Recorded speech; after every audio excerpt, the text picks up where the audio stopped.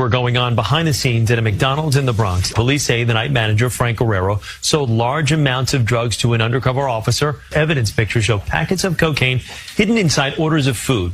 Yeah, they fired me and him at the same time. They say I was too close to the operation. I had something to do with it, and I did. But what do we help you do when you come to a restaurant, though? We help you get what? Get what you asked for, right? So it wasn't like we just giving random bags of bullshit out. Like when they tried to arrest me, I said, hold up, wait a minute, something ain't right. I wasn't giving everybody a McCrack patty. So it did get confusing though, because they used to come up here and ask for a number one with some Coke, and I'm like, what Coke you talking about? But yeah, man, we're just gonna change the theme song to ba-da-ba-ba-ba, there's drugs in it.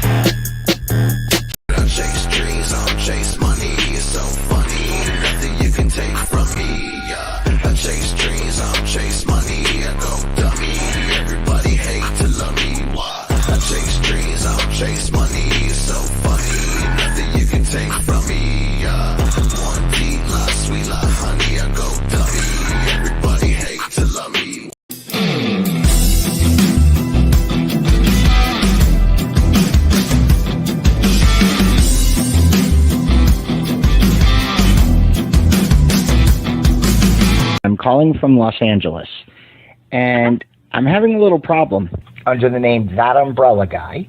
I sent him my phone number at least 20 times in the chat and told him to call me. He ignored me, or I'm a man. I filed the report. If you guys could take a look at it and give me a call back, I would love to hear what you guys can do to help us. We really need to kind of stop this guy at least until Monday. I told him to call me, or I'm a man.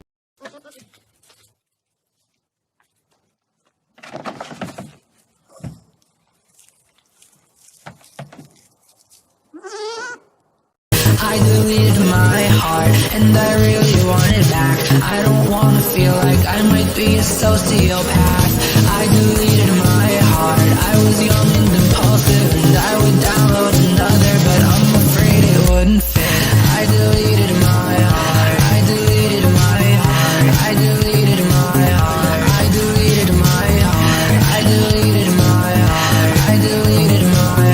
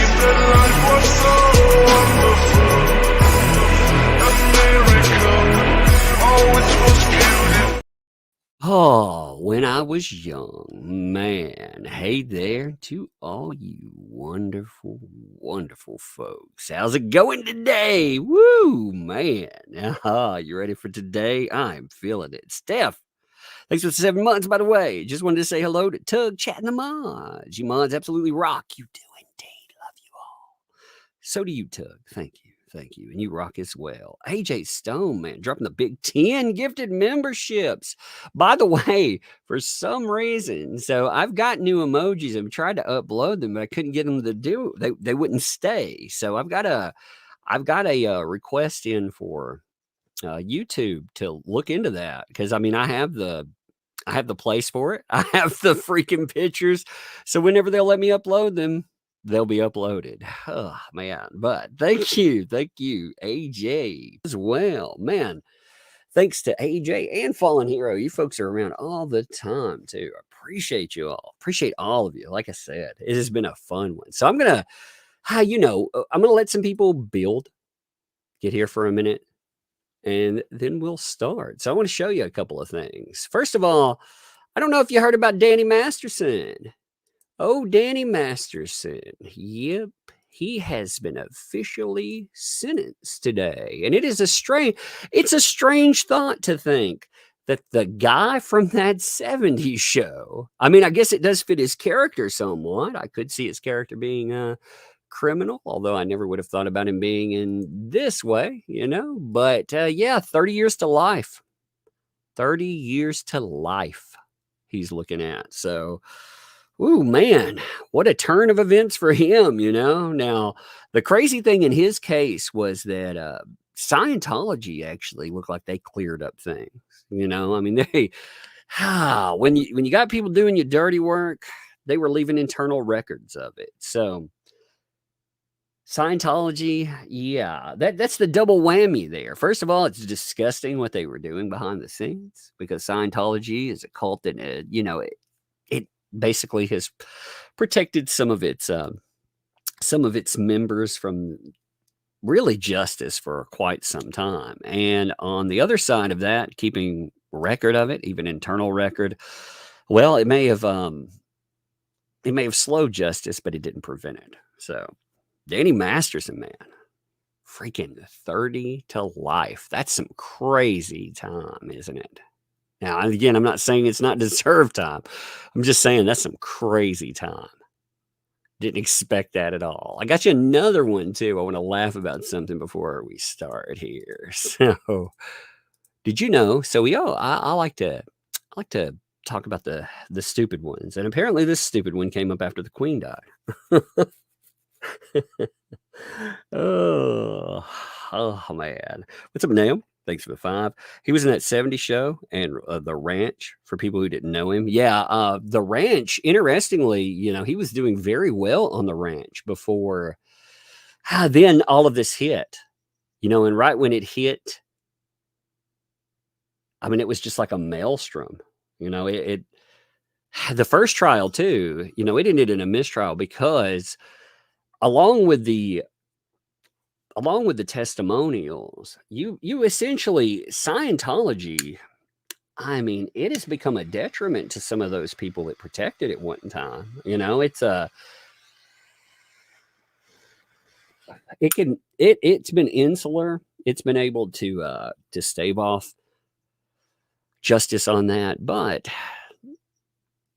once prosecutors started looking at it, I mean, they have a lot more time there. They have a lot more time, a lot more energy. They don't just push it off to the sidelines anymore. Now, this one, though, I thought this one would be funny. So remember, we've already seen how these are not my words, by the way. These are the cult of AH. They've already told us how AH, she was a great thinker like Desmond Tutu and Martin Luther King. She was the Joan of Arc of our generation. She also suffered more than Jesus. And apparently, she's been through more than the Queen. Remember the Queen? I mean, the Queen who led a nation through so much.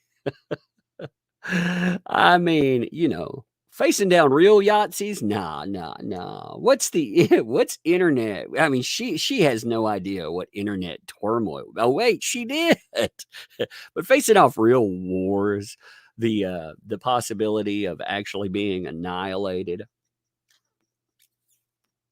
The Queen died, but honestly, Amber Heard has been through so much. Or the hardships she faced aren't even comparable to dying of old age. Oh my God.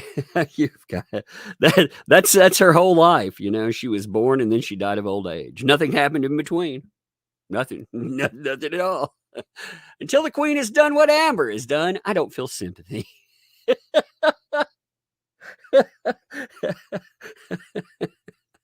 Oh shit. Oh my God. Hurts me inside. You know what's really funny about this is like there were hundreds of morons that like this. There were hundreds of fucking likes. Now, of course, many of them are probably, spam followers and bots, but there are at least 39 morons that like this too. Oh, life sometimes. Life sometimes. Oh. It's like falling into a bucket is stupid. Love it. What's up, Amanda? Thanks that too. We need Tug Life Umbrella Guy merch. We'll have to get us some something new. I'm not sure yet though. I need to think of a new design. Maybe I'll talk to Peter Gilmore and see exactly what we should make. Oh, all right. So will somebody do me a favor? You know the favor every day. Will somebody drop the link to the freaking the documentary we will be looking at? I want to give my spiel. I mean this spiel though, for real. You know, I say this because I don't respect anything that, if we watch something, we just watch it. Who cares? Right. But this actually, I won't say it's the only fair documentary that we've seen, but there have been very few. Look at that. Manic Malice was already on the game, ready for it. I like it. So this is part of surviving Amber Heard. Okay. This is a 2-part documentary. It is on sale for $12. Not they put it on sale. I'm saying it sells for $12 plus tax. It'll take you to a Venmo lander, but you can buy it however. It just says that on the front, PayPal, whatever too. You can rent it for less, but again, when places spit in your face, like say a Netflix, a Warner and more, I'm sure many of you spend money on that crap. But yeah, pause it for a month if nothing else. I'm not saying that you do or don't have to give it up. I'm just saying, why pay for something that they insulted you specifically? Like Netflix went out of its way. I think tomorrow I'll make a video on the, maybe I'll call it like Video Rex Amber Heard proving she targeted ex girlfriend, or female ex. Maybe female ex sounds better. Because, in this, they've brought up a lot of things, but I'm also, so I saw the Amber Heard simps. This documentary annoys them. You can see they got butthurt about it. And at first, it was because at first they thought it wouldn't get any attention. They thought it would only be shared around Twitter. They figured it was like any other documentary out there, like nobody would let you talk about it or look through it. Now, again, uploading the whole thing, no. But they have been cool about showcasing, again, fair use on that. And like I said, I debated whether or not to do that. But ultimately, I think showing more people that it exists, what it is, that a fair one actually went out and looked at the evidence. Yeah, I think you should reward that for sure. It has been fun. So do another. It's funny. They're like, that Umbrella Guy's channel's dying too. And I'm like, you realize how I don't make that much content anymore.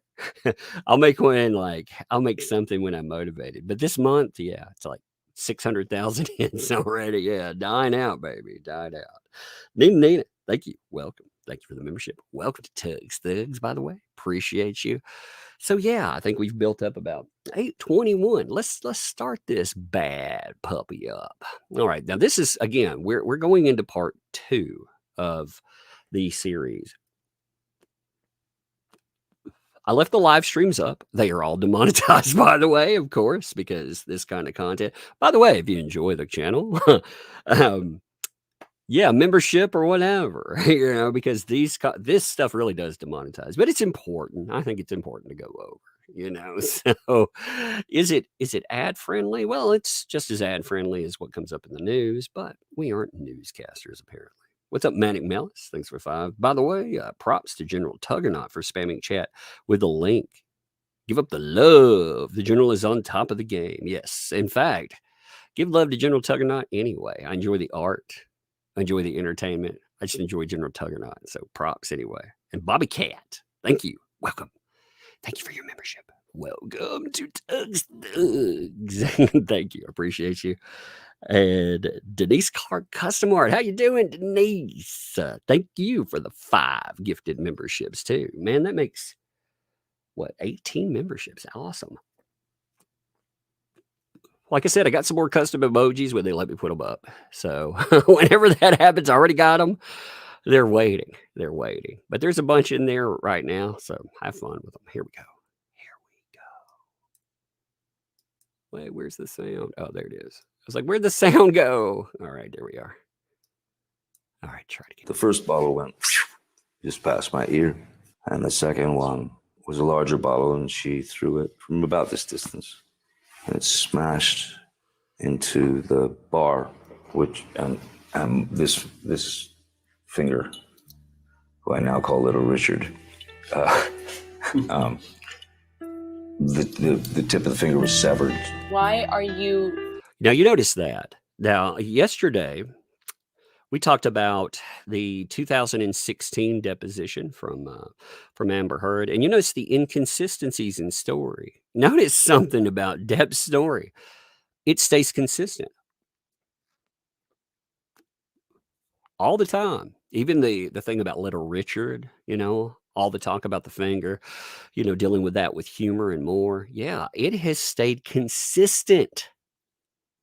Like that's one thing that actually tells you about something. Consistency versus, again, not just, you also have consistent behavior. You don't have the erratic, trying to shift into a storytelling mode, trying to downplay the awfulness that you can see in 2016 from AH. Yeah, I mean, it's night and day when you compare the two. Amanda, by the way, thanks for the 10. The Trash Documentary was #1 for all of a week. And that director has other docs that have not done well. The highest rated is at 70-something%. Hardly a bombshell they were looking to sell. Indeed, and it's weird. When I look at Netflix versus this, I wonder, what kind of backroom deal do you get? Like, again, I look at Nick Wallace. Nick Wallace, he basically sold that raft the first chance he got, from the UK to the US, and it looked like he got himself a deal. So makes you wonder, huh? Sandy, by the way, thank you for the 5 gifted memberships too. Appreciate that. Mary Ann, thanks for the 8 months. Hey there, just wanted to say thank you to Tug for keeping us in the know. Indeed. And one more we'll go. And Random Girl, thank you. Welcome. Thank you for your membership. Welcome to Tugs Thugs. Again, love it. Thank you, Sandy, too. Again, appreciate you. I love seeing all the memberships. I think they're cool. Like everybody having the emoji. Based on whether or not you come knocking on the door. I don't get why that is a fucking irrational and violent fucking maneuver. So you notice the discussion about throwing things.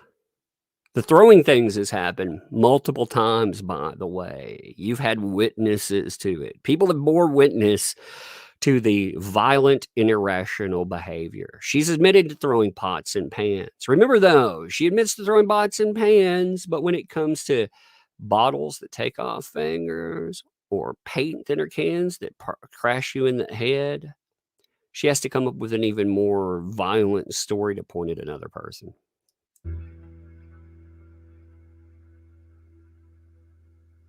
Thank you. I'm so glad we're talking about. Again, they put up the disclaimer: no firsthand knowledge, Nobody. There are only a couple of parties that have firsthand knowledge.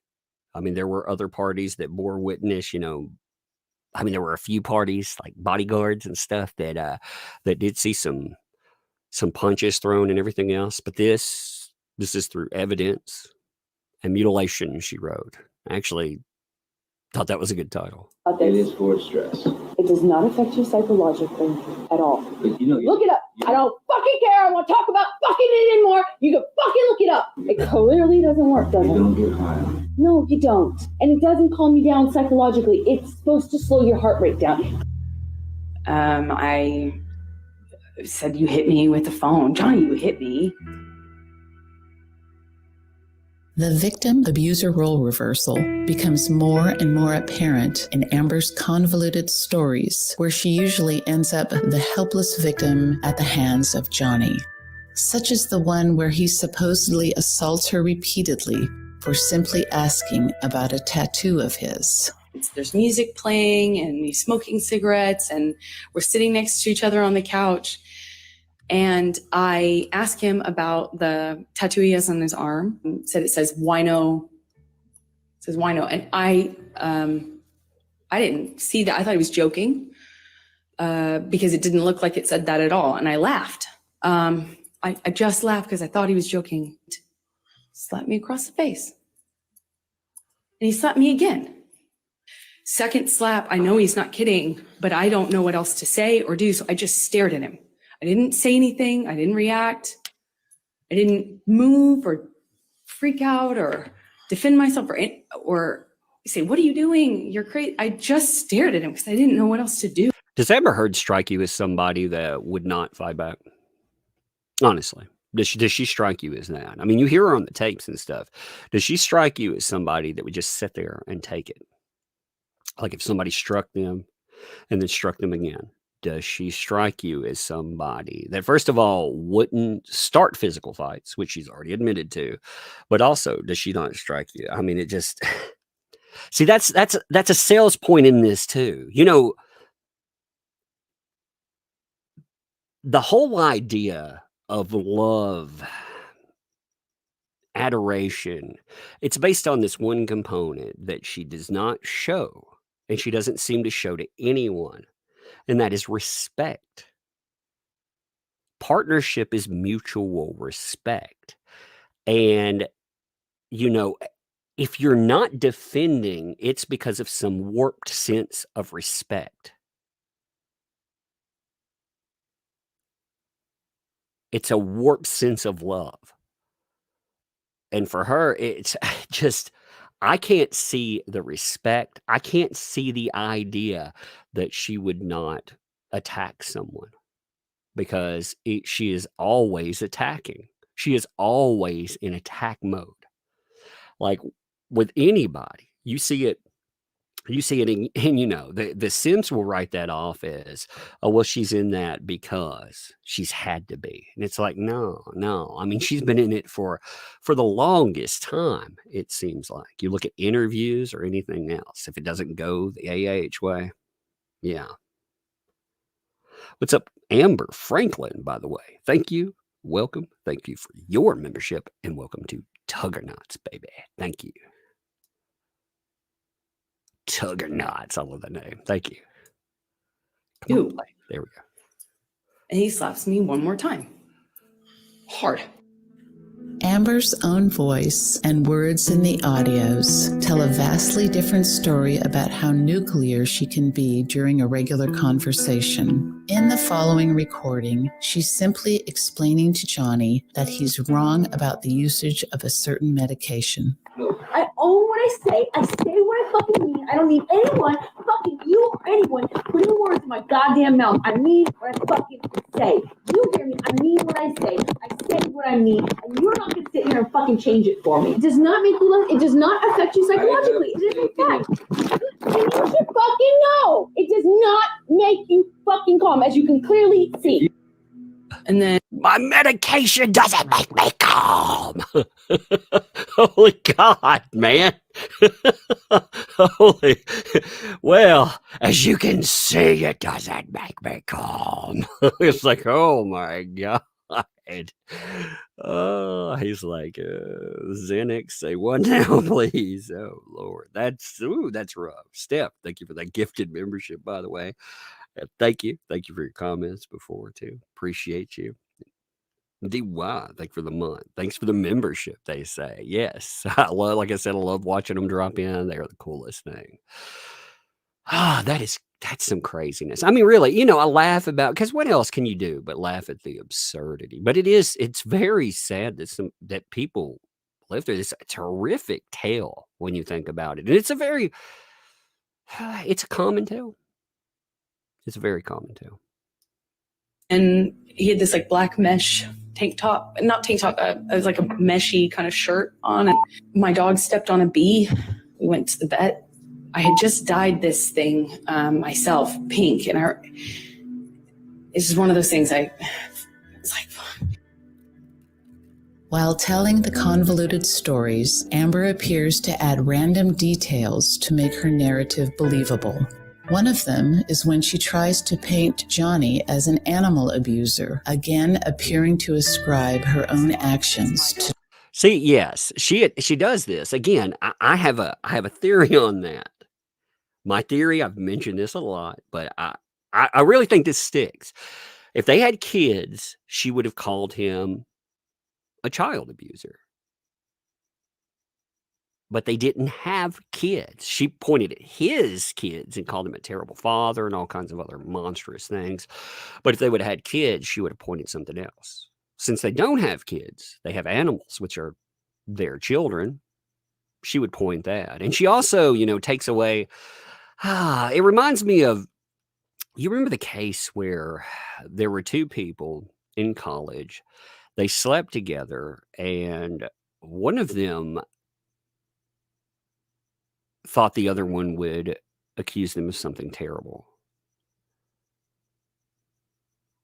Now, in that, even the thought of that, now, as far as I know, they didn't do anything, but somebody who knows that they're going to be accused of something terrible because they did do it, they may accuse someone first. They try to get there first, because if they get on record, the person that accused first in that instance said they knew if they got on record, it would be harder for the other person to accuse them, and it makes it harder to defend yourself. And that was with somebody, again, that I don't know if they did anything or not, but when somebody does something, again, taking a story, warping it, turning it on its head, saying this person did it, even though, again, you can see so many instances of what they talk about, they themselves doing it. Yeah. To Johnny.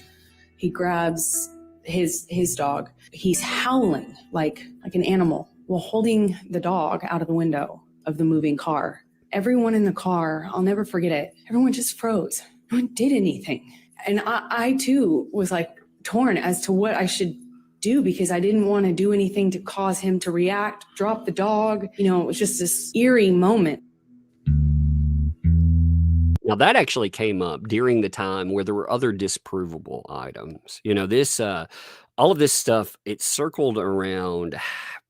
She didn't realize in the UK that certain pictures existed. There were pictures of them meeting up with rock stars. And when they took pictures, she was saying, hey, at that time, I had a busted lip. I had this and that. Yeah. She didn't realize. See, this is the thing. You can imagine her it's kind of like trying to dance between raindrops. You try to knit them all together. You don't really know every now and then when one will hit you, because when they hit you, there's some evidence inside. And when they do, it's just been denial, just flat out denial of reality. When something not only goes against the narrative, but showcases that person doing this stuff themselves, or they show a picture with no busted lip or anything like that. It's like, no. You can see it. If you squint hard enough and you blow up the pixelation enough, maybe when the pixels blur, you can see something there, right? Right? You do see that, right? The next day age is going to have a problem, by the way, because cameras these days, Yeah, they record in a base 1080 up to, you know, 8K possibly. So it's going to be a lot harder to rely on the pixelation next time. You know, but with this, it's nuts to see. There's some very, you know, I mean, heck, the James Corden show later on, that's a different incident, but still the James Corden show, that stuff's undeniable. You can't see anything there. And yet she and some of her crazier staunch defenders, they're like, yeah, you can see that. It was covered. Makeup, baby, makeup. Amanda, thanks for the 20. Jesus Christ. How did Johnny live life like that for so long? My heart breaks for him every time I hear those recordings and hear the pain in his voice and see it in his eyes and the photographs taken of him during the relationship. Well, again, you know, it's that part of it is someone convincing you love them, and part of it is fear of leaving. You know, like we talked about before when his friends came out and said, you know, he was afraid that she would do what she did. I mean, you know, he called it. He knew that she was going to do that. But for that, again, you know, people will, when you love is very irrational. You know, it is a very irrational against all better judgment. You will do many things that you otherwise would not do. Author Tim, what's up, Tim? Thanks for the 20. AH destroys the integrity of good women. That's true. And the real victims of DV. She's a narcissistic attention seeker with only one agenda, selling her lies. Yes. You know, you understand her agenda. You always have to ask, what's the agenda of the other people that push her and promote her? That's the real scary thing when you get into it. And the lengths to which they will go to silence anyone else that speaks in opposition. Amber's stories and her behavior drew mass satirization on social media, despite them being about a very sensitive subject. Looking at the dirty carpet, wondering why I never noticed that the carpet was so filthy before, and I just didn't know what else to do. I didn't know what to say because, God, did he just hit me? At this point, we're sitting next to each other on the edge of the couch, or I was on the edge of the couch. I was just sitting there on this carpet, looking at the dirty carpet, and why I never noticed that the carpet was so filthy before. The carpet was just so filthy. How did it get so dirty? Did Mr. Depp ever help you clean those filthy shags? Well, we had arrangements that he would vacuum on Fridays and I would clean the rest of the week. It does make you wonder. They did have a house cleaning staff, right? I mean, they did, right? I mean, we heard from we heard from at least one. We know they have property managers. So I do kind of wonder about that. I mean, if the floors are always filthy, like that doesn't seem right. I don't think I would hire somebody. I know if I brought someone in and they left my house dirty, I would have someone else be doing my place, you know. And Depp, who's very loyal to his people. That's one thing we found out in this. Like with Hilda Vargas, for example. I mean, they had been with him forever. And I mean, you've seen pictures of the places. You've seen pictures of all these residences. I miss the dirty carpet portion in any of those pictures, you know. I mean, when you look at them, they look like show houses. I mean, even when you can see some of it from surveillance footage or from other footage that, you know, has been recorded when people walk through or anything else. Notice that. But again, I think in some instances, there are real moments that are used as anchor points. Many people that tell fanciful lies, they will find an anchor point in reality, like maybe the dog, or they will find an anchor point that isn't, but they'll try to ground it in reality. You know, they'll think because they saw something in a movie, for example, you know, or they think that's the behavior that an actual victim, because you affix on every detail. You know, people do remember. Oftentimes, you know, that's the thing with PTSD. You will see people that they will have snapshots of the entire reality in a fix. But this feels like a narrative told by someone that is making a cartoon version of the reality that many people live, you know? I mean, when you look at it. Gloria, thanks for the 10. Hilda Vargas, yes. And the other woman have cleaned for JD for years, yes. This was retaliation against her for JD, for telling JD about the, and then giving testimony in the UK about it too. Yes, we actually had, so Hilda Vargas, you remember the housekeeper, if you looked through her testimony, an interesting thing that she put in is she was blamed for the breakdown of the relationship. Like Heard went and confronted this poor woman, according to her. They went after her and blamed her for the breakdown of it, not for the volatile nature, not for all of that, because Heard herself credits the poop as a bridge too far. More than that, though, I think it's she's mad because somebody told the truth. You know, how dare you tell the truth to him? But then again, I mean, she wasn't in the place. She's, you know, when you talked about the poison relationships too, notice anybody that's, you know, I was thinking about this yesterday. It's not just relationships of friends, employers,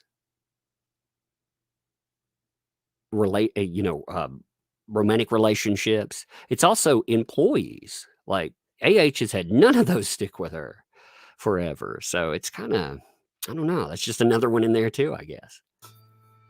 The public is picking apart every detail of this high-profile trial with a lot of criticism and mockery directed right at her.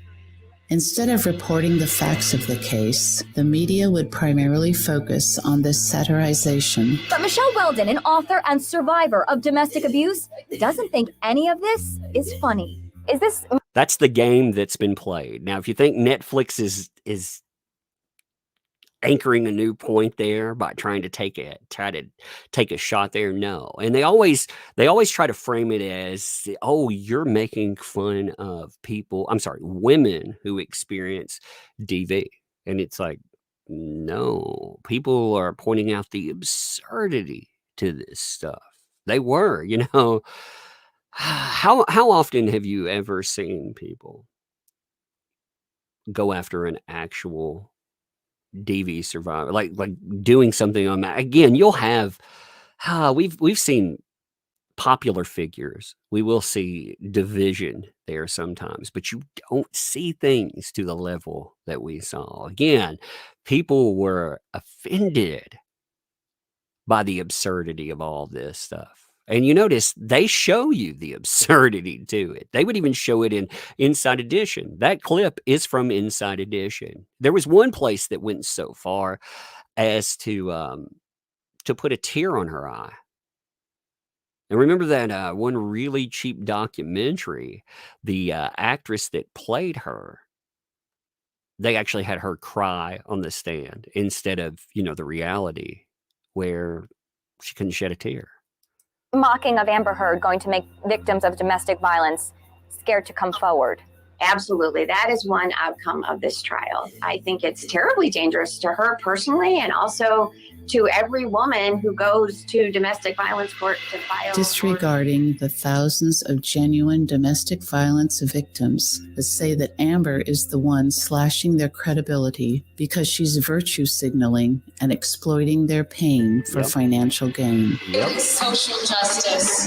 She has spearheaded policies to... There you are. That's what I bring up all the time there. You see the pricing on this. So when she says, I didn't get anything out of this, actually, me speaking up, there was nothing to gain and everything to lose. No. Look at the headlines here. Talk of the town. AH joins Meghan and Harry's public speaking agency to make roughly $33,000 a time speeches. So she can take that. And you see how it's written here. You know, you see that right here. Oh, her harrowing high court battle with Johnny Depp has a silver lining. This was about the UK. So in the wake of her legal victory, she has signed up with £25,000 a time speaker. So again, the way that it's framed, they're like, oh, that's great. And you see, even here, okay, so skipping the middle, the Harry Walker Agency, based in New York, describes her as an outspoken advocate for women's rights. So she got to become that, which is unassailable. You can see once people say that you're a spokesperson for that, you always become unassailable, unfireable too. It is very hard not to give you jobs.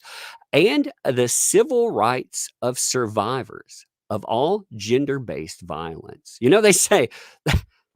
They say of all gender, and yet again, it was the touchstone for a war on especially men.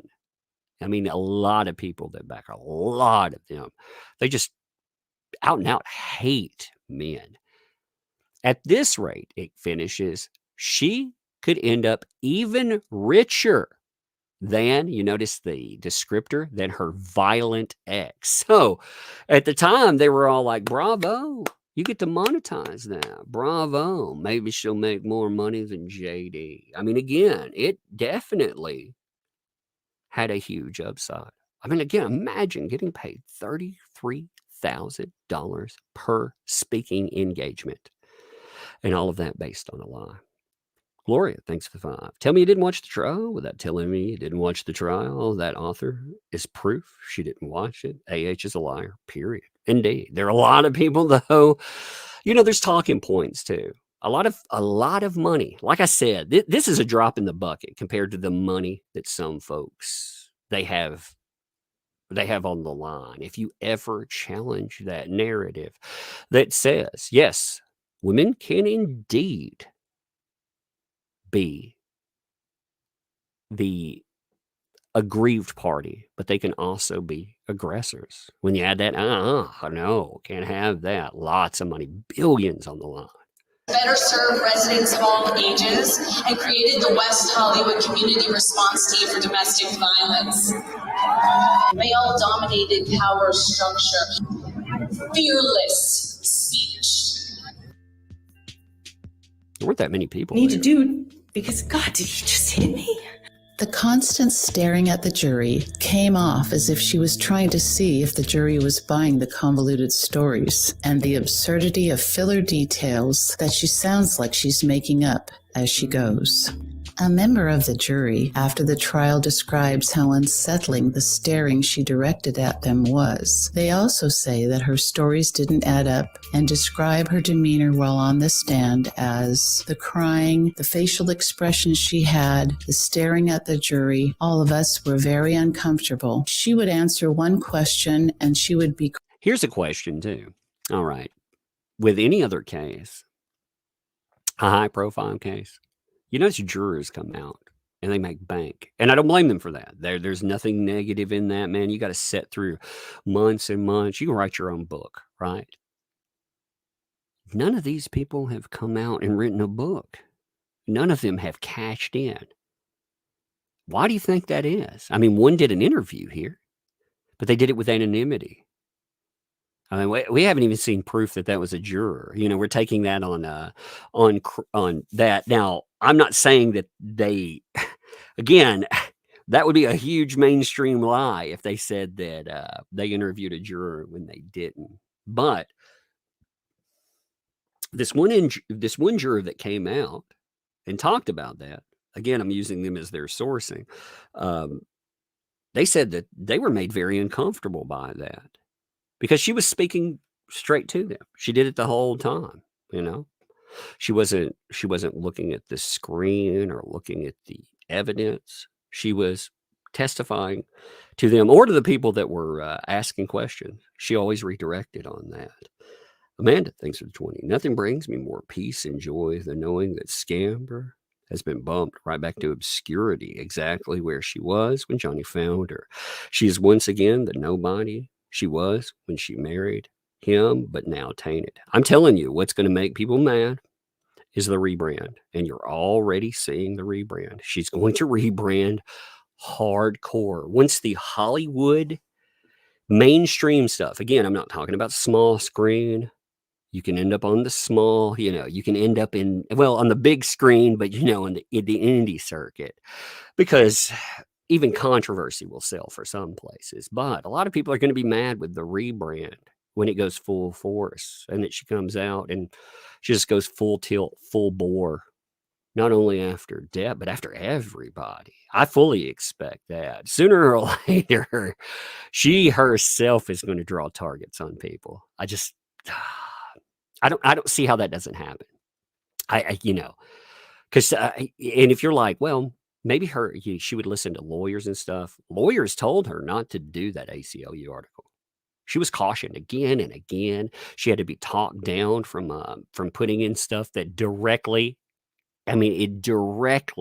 mentioned everything. All identifiables about Depp, about the NDA, with her essentially admitting that she was violating a non-disclosure agreement. That sooner or later, when that big money's not behind her, she'll have money behind her, but those lawyers, she won't have anything to lose, so why not, right? Amanda, thanks for two. We need a floss and fish emoji.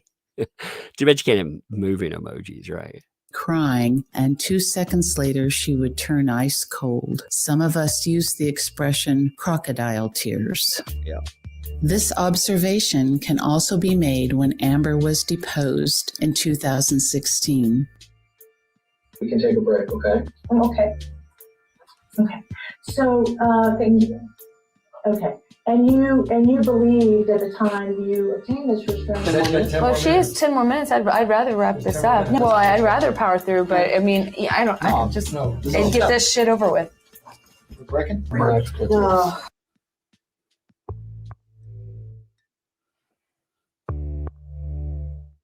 Giving those facial expressions. I really hope that people do watch that. Again, I know a lot of you have not watched 2016's deposition. You need to go do it. And again, you need to pick this thing up too. If you're like, man, that umbrella guy stops a lot through this. Yes, I do. Fair use. That's how it works. You don't play the whole thing on there. But also, there's a lot of filler to add in. A lot of things to say. But you should watch it on your own. There's a link in the top of the description. Again, reward the people who made it. One of the most cringeworthy moments in Amber's testimony is when, during yet another convoluted story, she appears to stop mid-tearless crying and poses when she hears and notices cameras flashing. LA.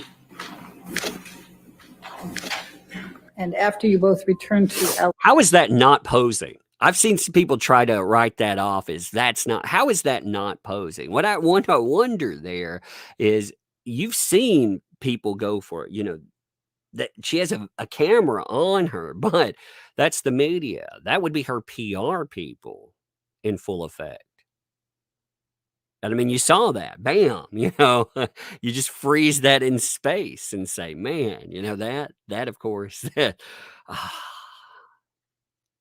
so many things that you forget about. I forget about certain things like that when they're Snake Plush Kitten. What's up? Thanks for the vibe. If you watch any of AH's movies, the only she nails are the ones where she's acting violently. Yes. And actually, if you want to see, if you want to compare her acting and trying to be emotive to this, go back and watch some of her scenes from The Stand.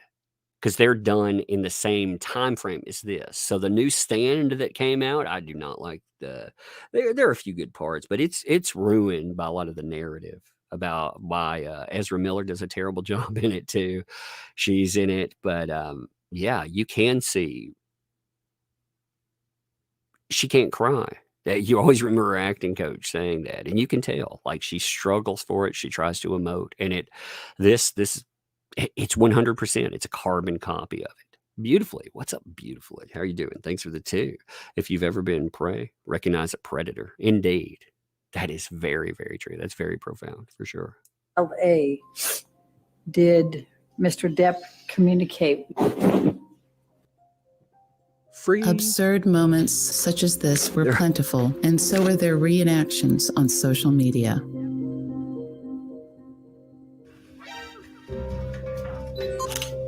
We walked out of the trailer at some point. My dog stepped on a bee, went to the vet, and went on with our, vacation. Stop lying about Johnny. I have special needs. And wanting his money. Ricky. My dog stepped on a bee. Hey, props to Ricky, man, by the way. Objection, relevance. It seemed as if the world that was captivated by this story was offended by the deceptive traits Amber displayed and needed a comedic relief moment amidst all the drama and the darkness of this highly publicized affair.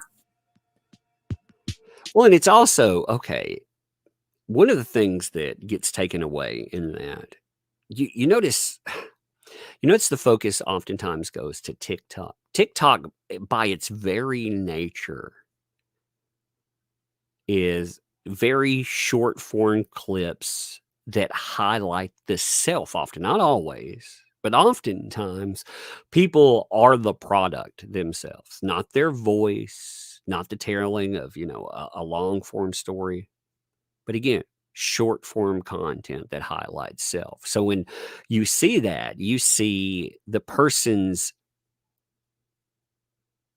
they may do a skit, but also they're giving you a visceral reaction to everything. Again, like you could see reactions of people who were watching video and stuff, but like on YouTube. But oftentimes, if it's not short form, you have people that are, again, they're putting together long form content to showcase evidence or whatever. The trial would then take an even darker turn My God, brace for Australia. Amber would make her most dangerous claim yet. In what comes across as a last-ditch effort to bury Johnny Depp and his reputation, Amber Heard appears to flip the violent incident. As the trial reveals, she hurled a glass bottle at him, severing part of his finger on March 8, 2015 in Australia, and to him sexually assaulting her with a bottle. And they never bring up the cigarette. I'm not saying this place. I'm talking about it's so violent in its nature, the finger thing, that it becomes secondary for the cigarette. But I think the cigarette is actually more of a statement. She admits that happened, by the way. If you go back to the UK, she just flagrantly admitted it, but said he did it to himself, just like she said he took his own finger off. I mean, it's insanity. And if you were to flip the script and there was a female victim there and you said that about them, do you think the reaction would be the same? I mean, honestly, do you think if AH came in with a finger missing and with a cigarette burn on her face, do you think it would have flown with anybody to say, oh, she did that to herself? Absolutely not. I mean, that wouldn't have played in the media. That wouldn't have played with a judge. But again, you see how it goes. Amanda, thanks for the 10. I watched The Stand, and she plays the bride of the devil. Yes, indeed. Yeah, it's like the part was written for her. Yeah, I always felt like it was I thought, man, is that hiring? Is that something or what? They picked the perfect actor to play Satan's mistress. Art really does imitate life. Indeed, I was surprised by the casting there. I was like, did she realize? Does she think that's a shot at him? But really, it's kind of a shot at her. To back this alleged incident, Amber tells yet another convoluted story where she ends up being the helpless victim of Johnny's monstrous ways.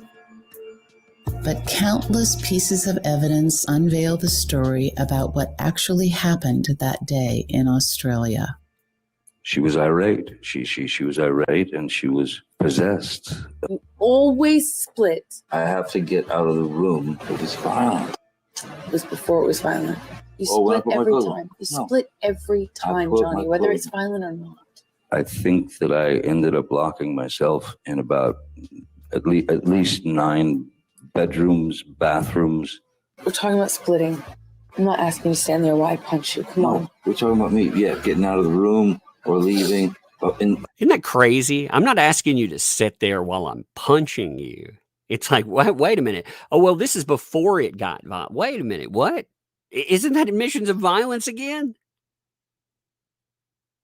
Don't we have more of them there that, I mean, she's saying, well, no, you split before it gets violent. I'm not asking you once, the punches start flying to stand there, but I want you to stand there just in case it doesn't.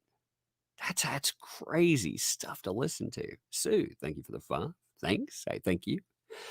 It's just nuts. Oh no. Processing some of this sometimes. It's like, man, did I hear that right? Yeah, I did. Okay.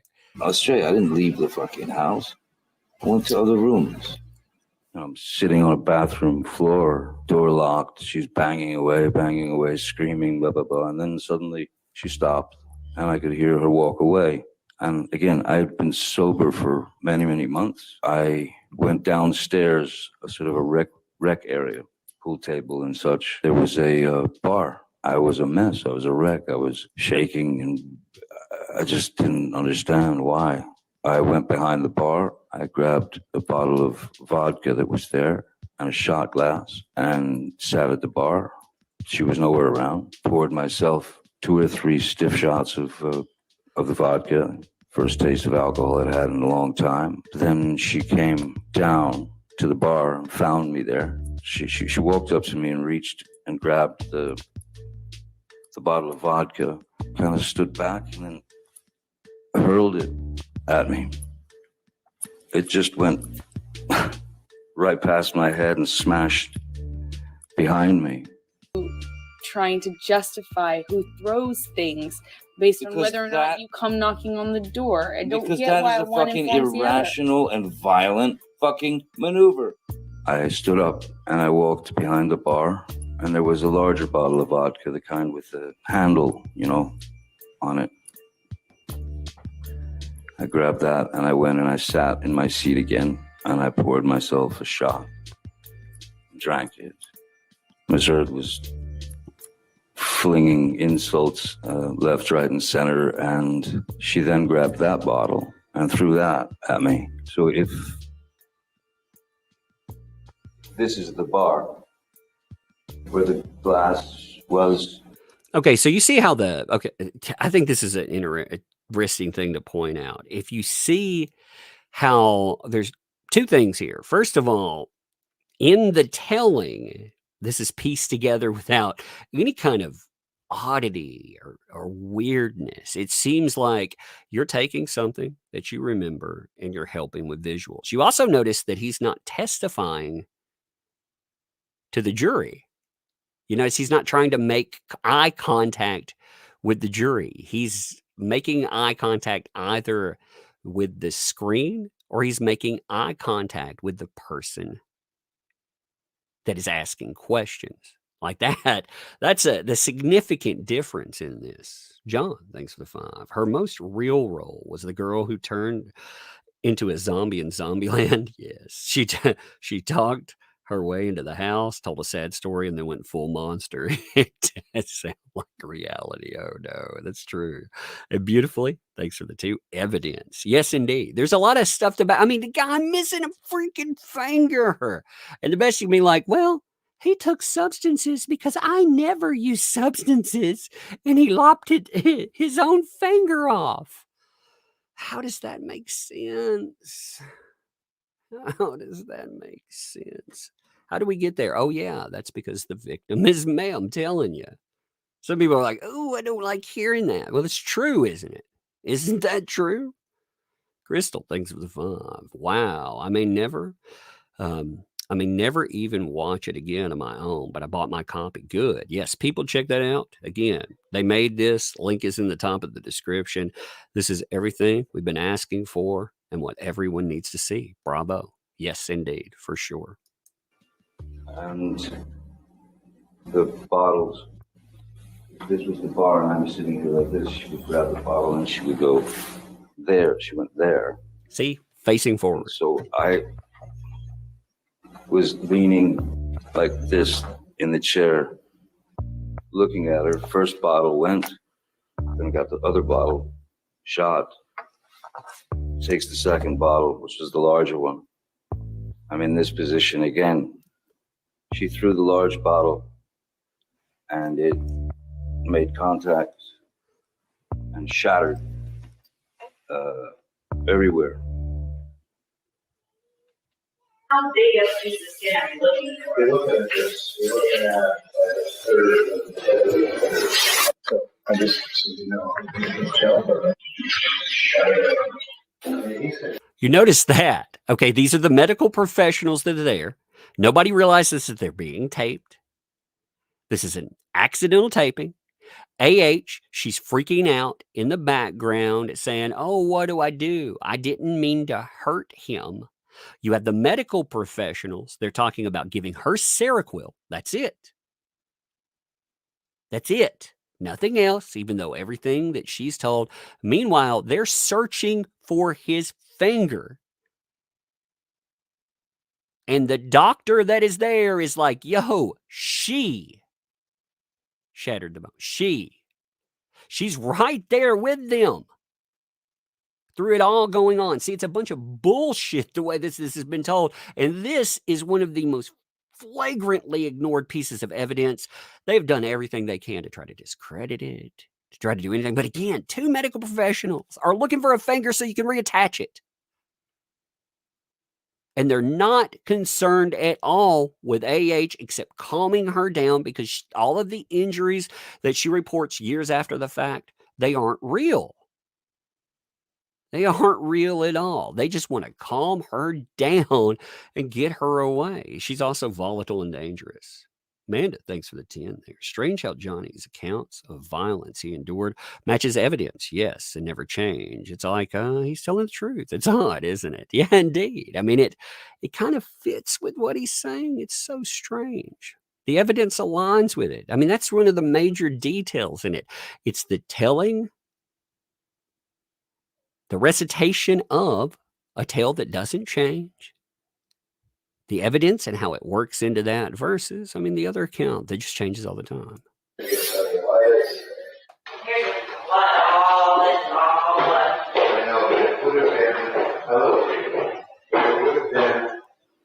Where the initial injury, well, actually, it could be in here too.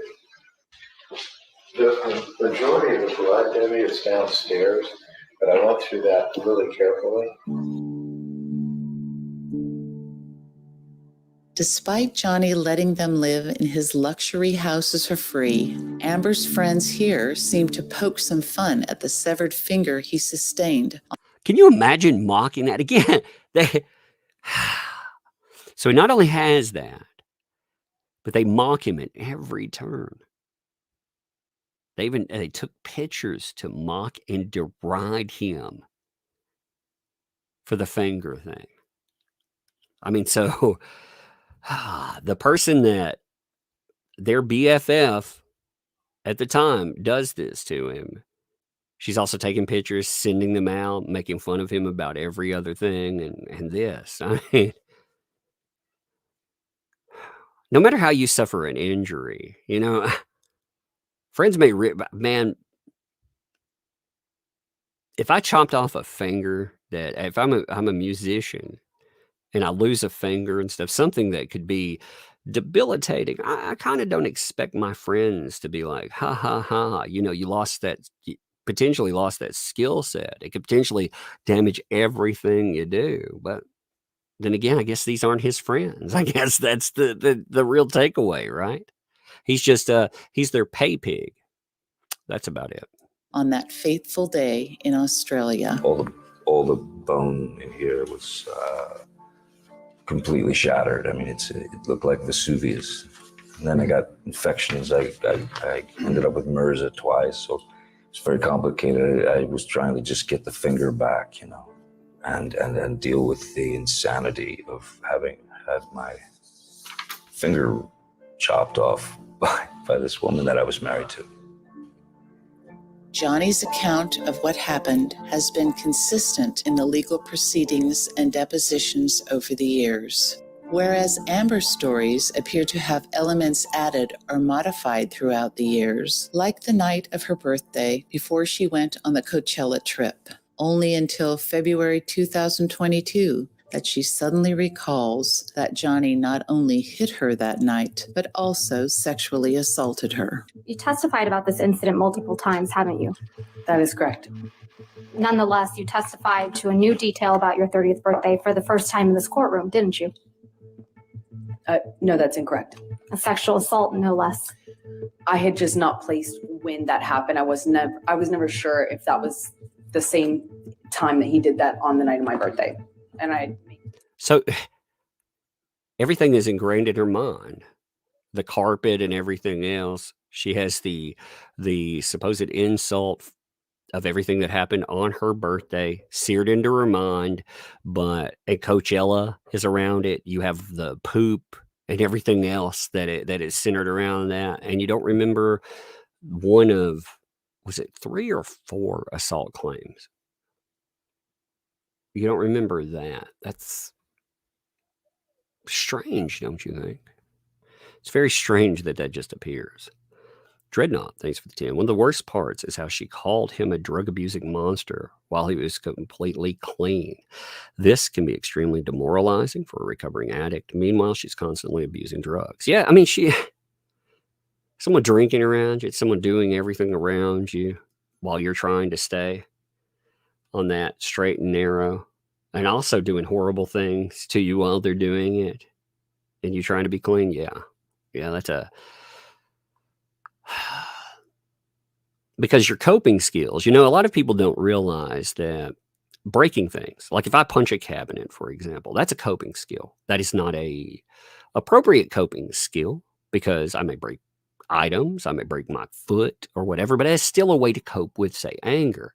Coping, substance use can be a coping skill, and you can drive people to that, especially people who are trying to stay clean. You can drive them right to it in situations. That's why when he was talking about the drinking in Australia, another detail that was added to that was sobriety. He was like, this is driving me to use. All of this insanity is driving me to.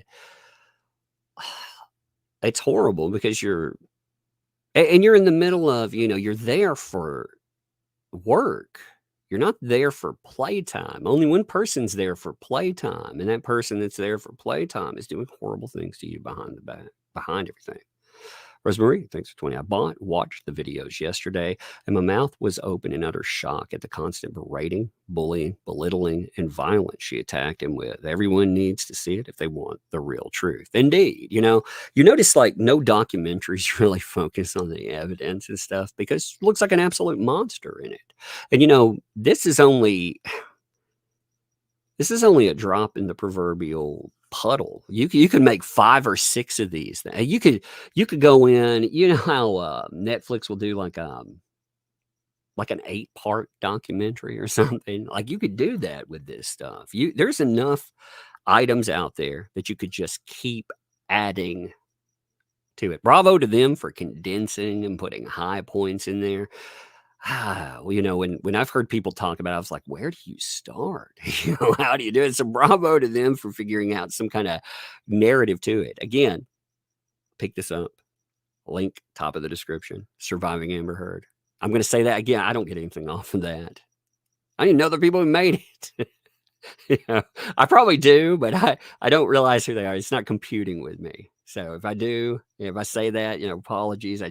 I'm not putting that together. I probably know of them, but it's just, like I said, it's not computing with me. But, the thing is, they spent 10 months putting that stuff together and figuring out how to showcase a lot of this stuff in an evidence-based form, comparing and contrasting, the words of somebody versus evidence in both ways. So again, they did it well. I would have had a lot of trouble doing it. Amber seemed to recall filler details, like what she thought about the cleanliness of the carpet on an occasion she claimed she was slapped by Johnny. Why I never noticed that the carpet was so filthy before, because God, did he just hit me? And forget she was raped the night of her 30th birthday, right before going to Coachella with her friends to have fun and consume drugs. And I do the bottles. You can poke an animal. No matter how calm you are, you fucking poke them. On that day of this incident, March 8th, 2015, Amber sends her psychologist a text admitting an inability to change her volatile tendencies. In the trial, Amber attempts to spin this admitted inability to change her behavior into an inability to change her relationship. March 8th is the day that you were allegedly sexually assaulted by Mr. Depp in Australia, correct? That is correct. And Mr. Depp's finger had just been cut off, right? That is correct. And you write to Dr. Cowan, quote, "I feel so lost. I can't talk.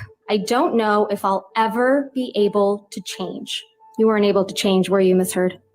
I very much wanted to leave the relationship I was in, but I didn't have the power. I didn't feel I had the power to leave. And I knew I needed to change that. I knew it was, at this point, figure this out, meaning the relationship. Not the relationship.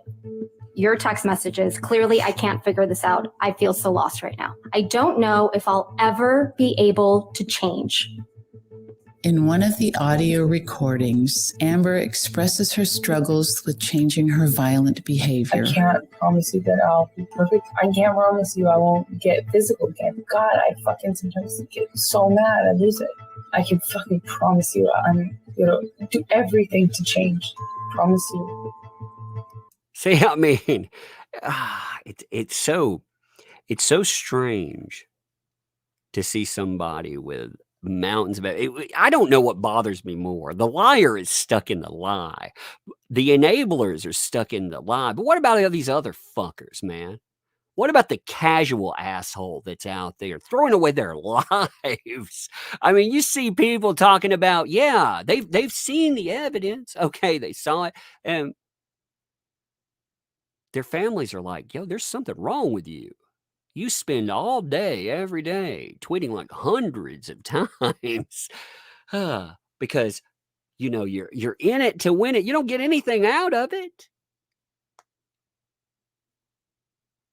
We're worried about it. And they're like, no. They note that as a banner flag to fly. They're proud of the fact that they're throwing their own lives away on it. It's so bizarre to me. So bizarre. John, thanks for the 5. Love that they named themselves Rando Productions. Yes, indeed. Indeed. I liked that, actually. I liked it quite a bit. Manic Malice, thanks for 5. They also mentioned another of her meds in that audio around the same mark, just cut off here. Neurontin. It's harder to hear, but it's been verified. For some reason, that slips me. Yeah, it would make sense though. You know, if you're wanting to go in, like when I hear specific medications noted, it reminds me any mental health center. What you do is you staff cases, so you'll have every staff member come together. They'll do it, of course, where HIPAA is actually maintained. You know, so your privacy is maintained, but you'll have your staffing members come together and they will discuss cases. And, you know, you just get to the point where you're so accustomed to hearing specific medications. And, you know, they don't mention anything for any physical ailment whatsoever. They didn't even like give her some Neosporin or anything. You know what I mean? You know, it's beyond that. They weren't like, hey, get her a Band-Aid. I mean, nothing. They were like, yo, we got to give her something to, you know, because this mental trip is bad. This is really bad. And you can hear in the background, you know, it's bad too, because it's all about her in that moment. Heather, thanks for the 5. I love the segment title, Mutilation, she wrote. Yeah, it has a great ring to it. And it makes sense with the Murder, She Wrote theme. Yes.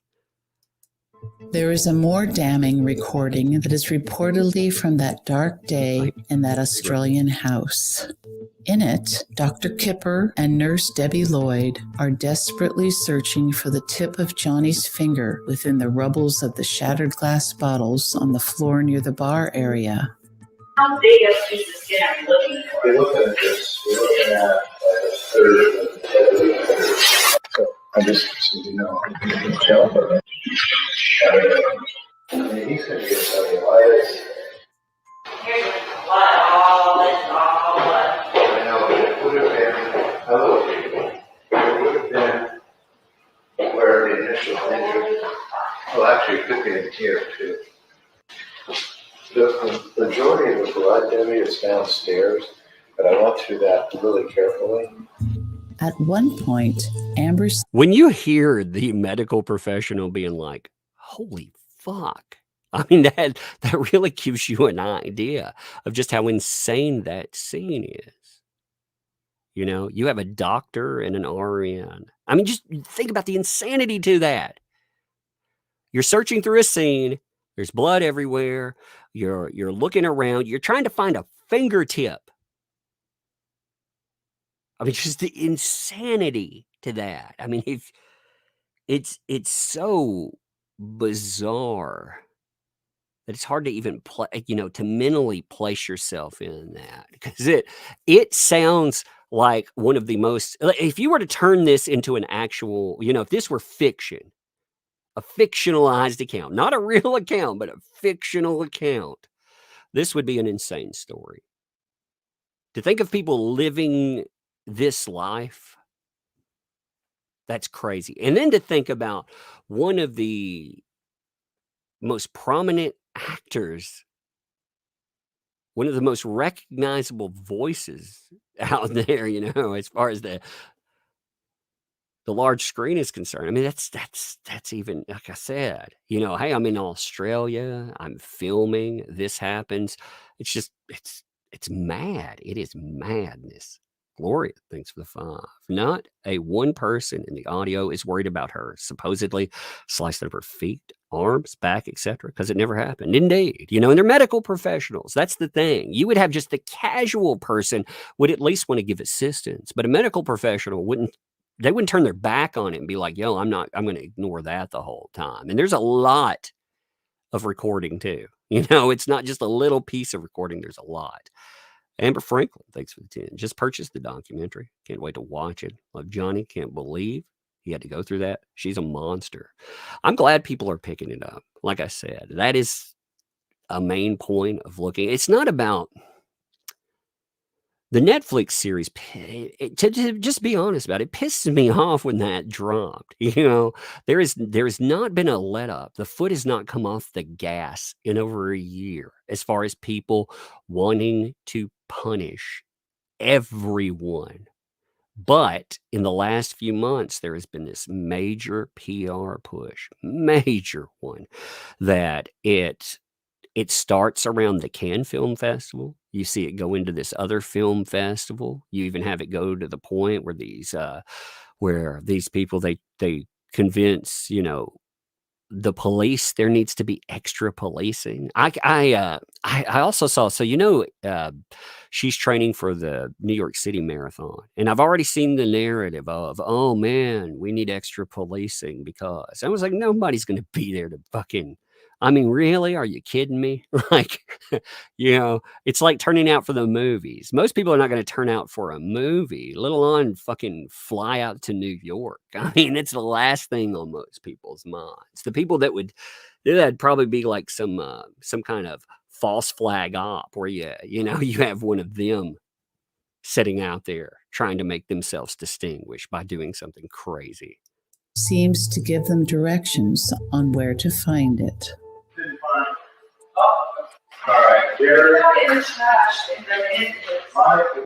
During parts of the recording, Amber sounds hysteric in the background, apologizing and vocally reaching out for explanations, which Dr. Kipper labels as guilt.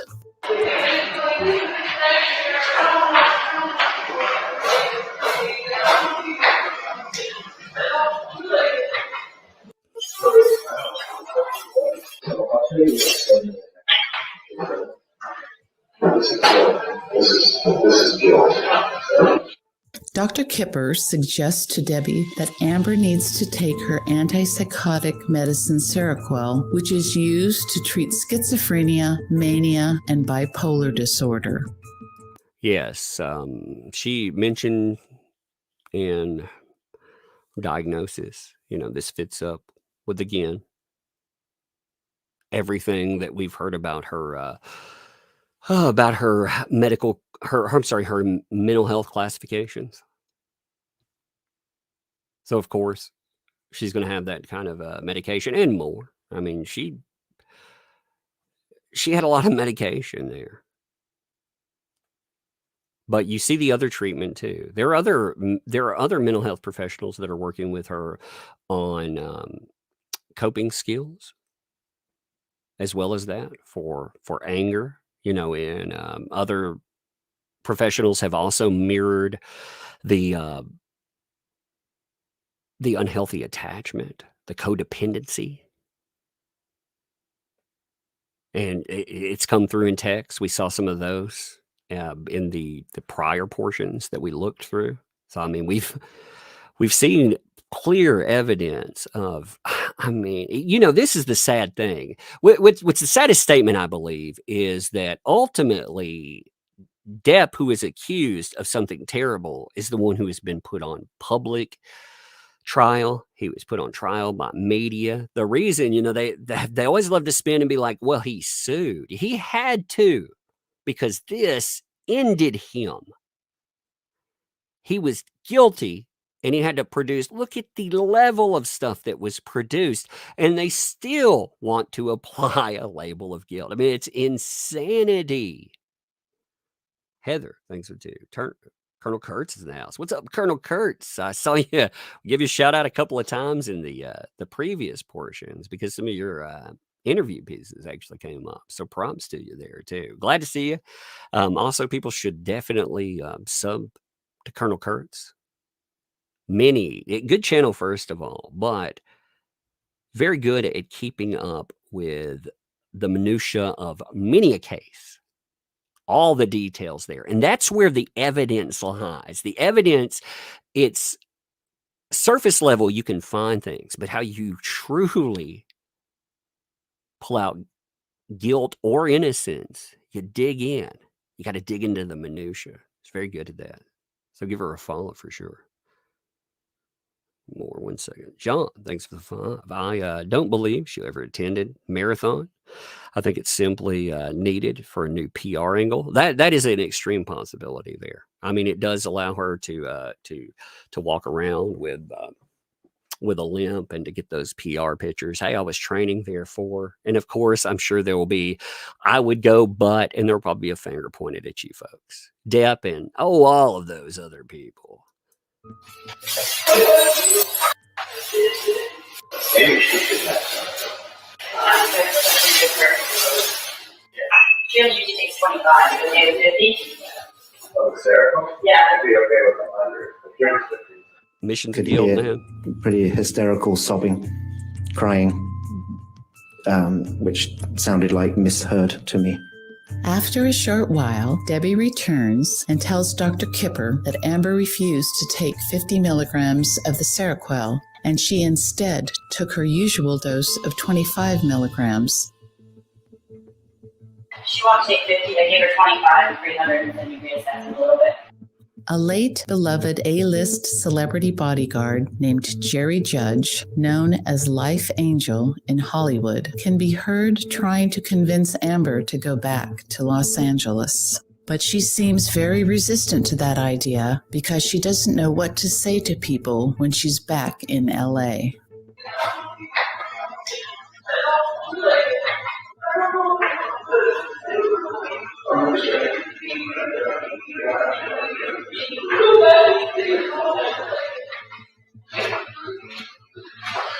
I heard Jerry Judge's. I mean, Jerry Judge there. And it is a shame that Jerry Judge, a lot of the portions, because, this has gone on so long that Jerry Judge is no longer with us. So a lot of these things, you couldn't ask him about it. You couldn't bring this stuff up. Because you can hear her clearly talking about that. And there's a lot of stuff that's discussed with Jerry Judge. It's not just that. But, one of the telling items here, too, is that in the middle of this insanity of trying to find his finger, Hurt is worried about herself. They're like, yo, you need to take medication. Yo, you need to leave. She's like, I can't lose him. I can't believe what I did. That's somebody that has been allowed to go to these points too, and it's not, I'm not saying that with them, I'm talking that with everyone, nobody's put their foot down and been like, yo, that's oftentimes, I saw somebody call that pretty privilege.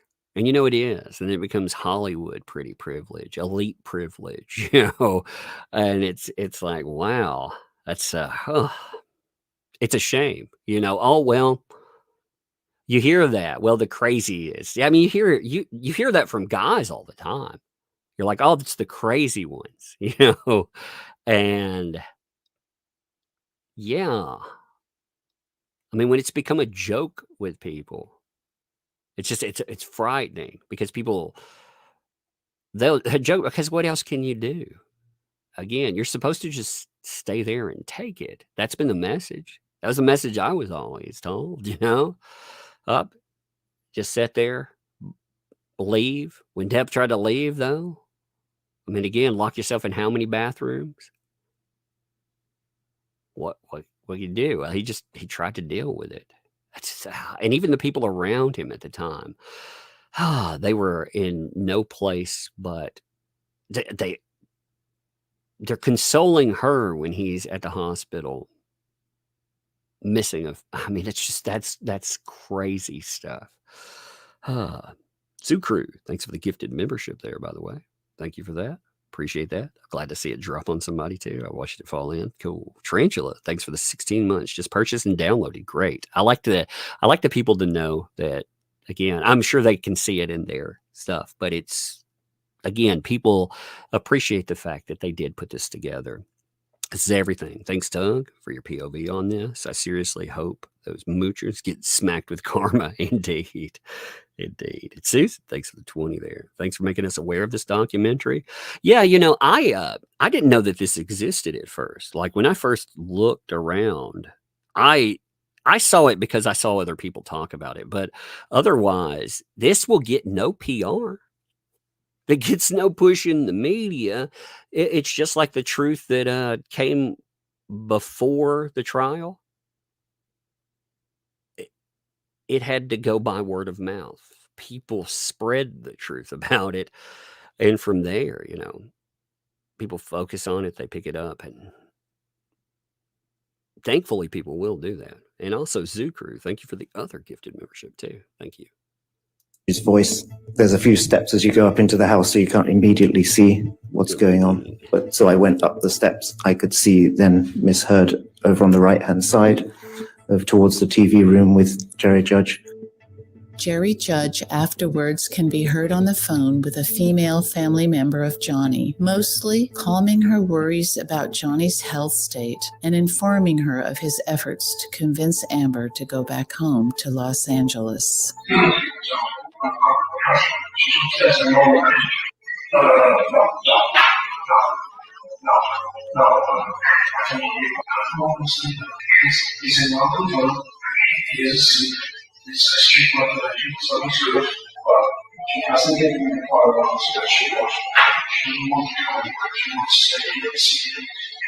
Oh my God. She wants to stay there with him. She wants to stay there after doing that. Because again, she gets her claws out of him. He might have a moment of clarity and get the hell away. She wanted to stay after that. She probably wanted to go to the hospital with him, to be honest. I mean, when God. It's just like that self-insertion with the detox, except this is like a million times more. God.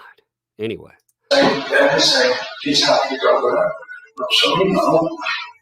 Malcolm Connolly, a no-nonsense English bodyguard whose room Johnny was sleeping in after his finger was severed on March 8th in Australia, recalls Amber's state when he arrived to take Johnny to the hospital and what she was saying to him as he was being transported. Now, this is nuts. So you hear that right there. She already, again, he's injured, and she switches to crazy again. The conflict is still there. So you've gone from this professionals trying to calm and everything else to this. How did Miss Heard seem to you when you saw her on that day when you arrived to extract him? Crazy.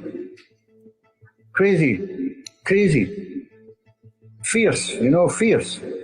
What was the last thing Miss Heard said as you were taking Mr. Depp out of the house to go to your apartment and then the hospital?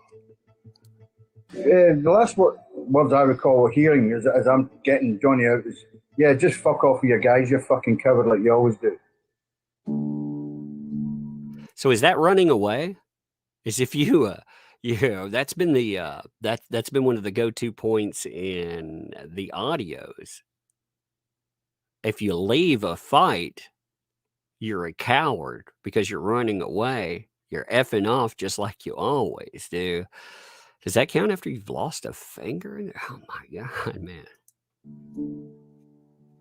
Nowhere in the audio of that day, medical professionals Nurse Debbie and Dr. Kipper, who is also Amber's doctor, despite her trying to deny it, made any mention of the horrific injuries Amber described in her convoluted rape assault story that supposedly happened right before this audio was recorded. Nor did Jerry Judge, Ben King, or Amber herself. From the audios, the only medical attention Amber was given is her usual dose of the antipsychotic drug Seroquel. And the main thing that seems of a concern to her is what to say after the incident that injured her movie star husband. Dr. David Kipper is Mr. Depp's, or was Mr. Depp's physician. Yes, that's correct. And he was also your physician. He also saw me. No, not saw you. He was your physician. Johnny was the client, but he also treated me. All right. And he was your doctor at this point, right? Yes, he was. Dr. David Kipper came to the house in Australia. Debbie Lloyd also came to the house that day. Yes, she came with Kipper.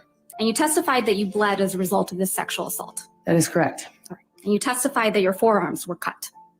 My forearms and my feet. And your feet were sliced up. That's correct. And you testified you had a bruise across your jaw. That is correct. No, she's tested. And there's not a single medical record reflecting treatment for any of those injuries, is there, Ms. Heard? I didn't seek treatment. How do you not seek treatment? I mean, this is not something voluntary. One time, my wife was stepping off a bed once, and there was a glass on the floor. It had been left there. You know how you sometimes you'll have something, you'll set it on the floor, and you won't really think about it. Well, she didn't set it up toward where she was, toward her head. She set it too low on the bed, and I think it rolled down after that. When she got off the bed, she hit it with her foot. And when she hit it with her foot, injury ensued, let's just say.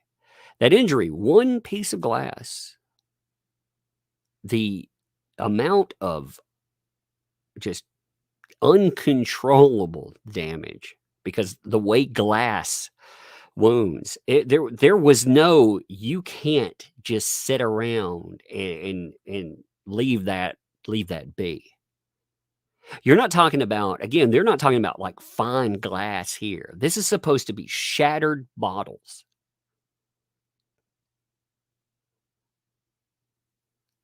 It wouldn't be a decision that you got to make. Because if you put all of that off, and then remember, on top of that, the story about the bottle, I'm not getting into descriptiveness, just the stuff that would happen with that. And there's more that was described. Again, on top of that, she supposedly was body slammed into a ping pong table. She had been attacked, punched, all of that. None of this stuff, it doesn't leave marks. It requires no medical assistance whatsoever, and no medical professional is alarmed by what would cause you extreme blood loss. They're not alarmed by that in the slightest. I mean, it's fairy tale nonsense. Susan, thanks for the 20. Thank you for making us aware of the documentary. I think I hit that one before, but yes, indeed. Kristen, thanks for the 20. Yep, she wanted to stay so she could tell the doctors what happened versus him telling what happened. My ex did it many times. It's the tactic they use. Oh, they did this to themselves, and the doctors figure it out. Yeah, well, you see that all too often. That's why there's a duty to report. And that's also when you look at the reports that came from Depp at the time, they always bring that stuff up. Anytime anyone had tried to shield her from this, that's been weaponized. It goes with that whole no good deed goes unpunished. If somebody will do that to you, of course they will fucking lie about everything else. Didn't know what to say, didn't know what to do. Well, they figured out what to say. They said, oh, it's him. He did that to himself. And again, the narrative changed on how that happened many a time. So many freaking times. What's up, Ale? Thanks for the 11 months. Hey there, Tug and Chat. Tug, also don't forget the MRSA he got 2 or 3 times after her severing his finger. Yeah, that's true. I mean, he brought that up. We saw that clip there when he brought that. That's terrible. I mean, you're talking about flesh-eating bacteria issues. You're talking about pain, just immense amounts of pain to go with what is already painful, but uncontrollable pain. When you get infections, not only are those life-threatening, severely life-threatening, they require more surgical procedures, but you get into points where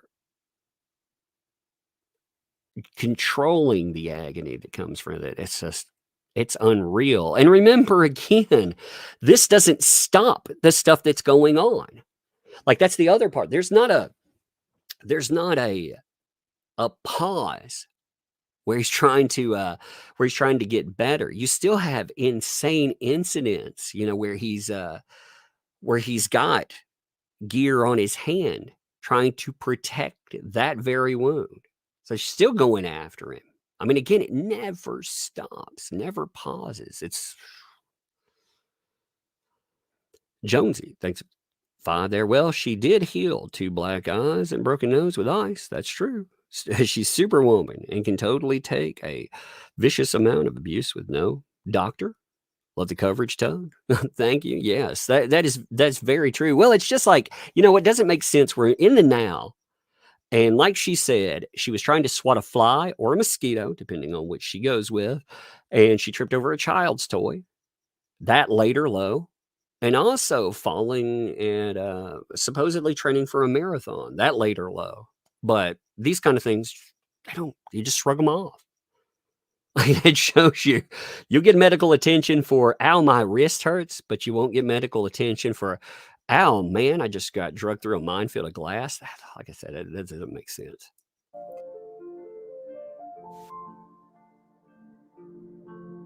Eventually, Ben King found the fingertip around the shattered vodka glass. Directly at the end of the bar, there was a scrunched up piece of kitchen paper, if you like, tissue, with lots of blood around it, on it. So I thought that was probably a pretty good place to look. Hey, do you folks, this is just a random question, but do you folks in the UK, do you call those paper towels? I'm just curious because, the way he described it, like he was looking for a word, is there do you use the word, do you use that descriptor, paper towels, or is there some other way you say that? I am very curious about that. Again, I've learned a lot about communication with this too. Yes. Okay. Yeah. I was curious, like if he was just looking for a descriptor, or if that was just something that it had another word or something. Gloria, thanks for the 5. If you have broken bones and pins in your hands, you're not hitting anybody with that hand. No, man, you're not hitting anybody with that arm or anything else.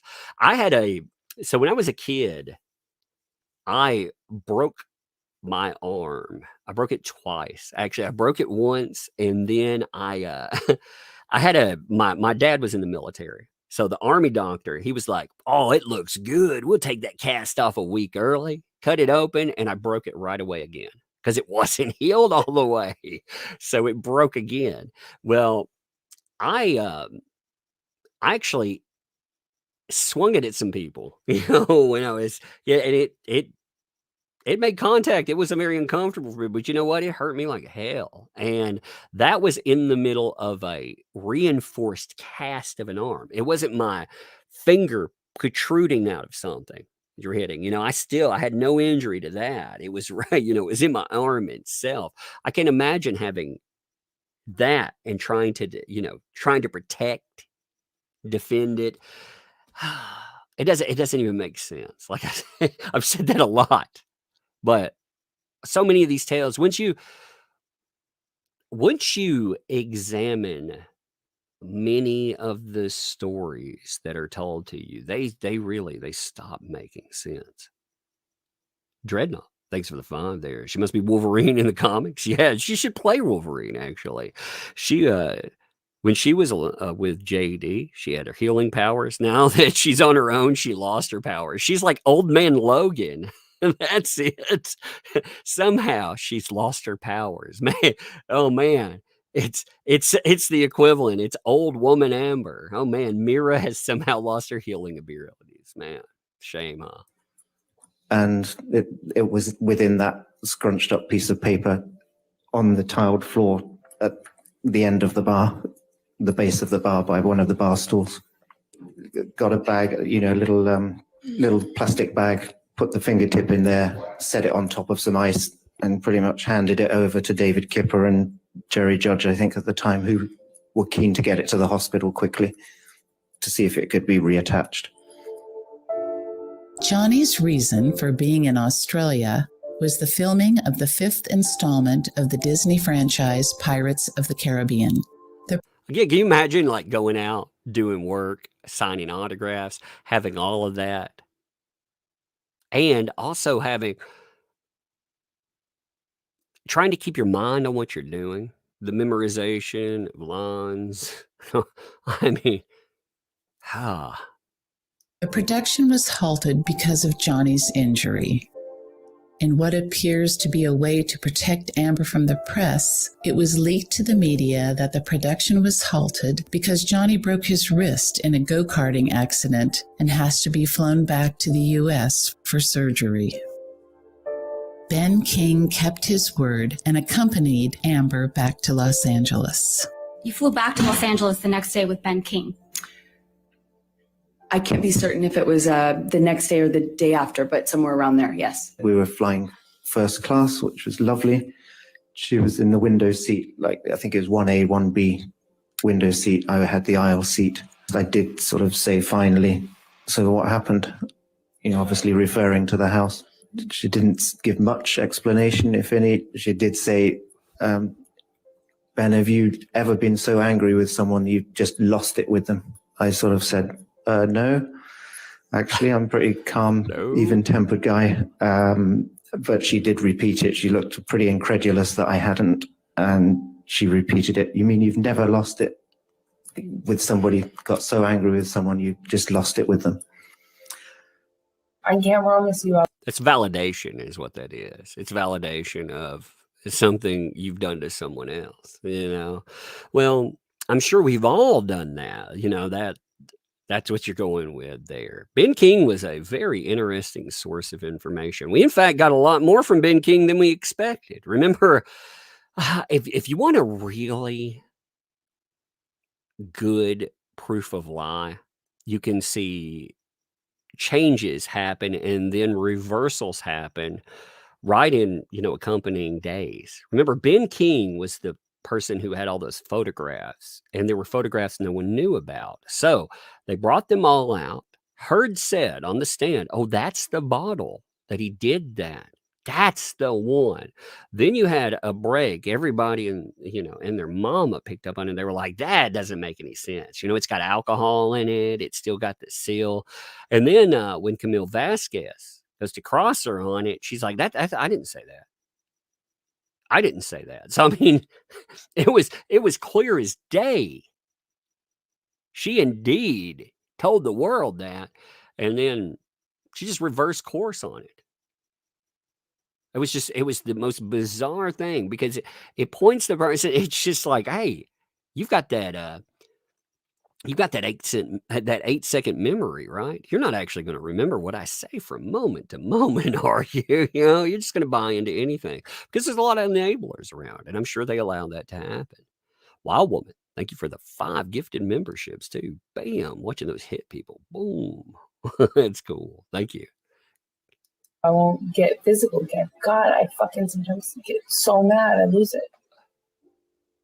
When you were interacting with her, how close were you to her? Very close, you know, like very close in front of her. Do you recall observing any injuries on Miss Heard? No, none whatsoever. The many people who saw Amber when she arrived in LA testified they didn't see any of the horrific injuries she described, including her own nurse, Erin Filati, and driver Travis McGivern. And what time of day was it when Miss Heard arrived at the airport? Early afternoon. I want to say they landed at around 1 p.m. What, if any, injuries did you observe on Miss Heard that day? I didn't notice any injuries. And the day you arrived back in Los Angeles, you saw Travis McGivern. I don't recall seeing Travis, no. You don't recall Mr. McGivern picking you up from the airport with Ben King? I don't remember that, no. What did you do after you landed in Los Angeles? We would be picked up by one of Mr. Depp's security. They also flew first class. You would think, you know, we were just leaving out of that, right? So you didn't just have 3 people right there. You had all of these other folks too that would have seen her as she was flying in. And, you know, the connection there, you're telling me that somebody went through that. They're not noticing her with anything, any marks or abrasions. There's no marks to the face. Nobody's going to notice. You're wearing a gunny sack. You're not limping at all or anything else. I mean, injuries to the foot are not fun. They're not easy to shrug off. I had a few of those. Your feet also swell. You know, I had 2 nails go almost through my foot at one time, and that was not a fun time. It was not a fun time indeed. You know, I was working on something with my then stepfather. We were building up a thing for dog kenneling, and a board broke, and I couldn't move my foot. My foot slammed down. I couldn't move it. I was like, what the hell? So I panicked. Felt like my foot was glued to the ground.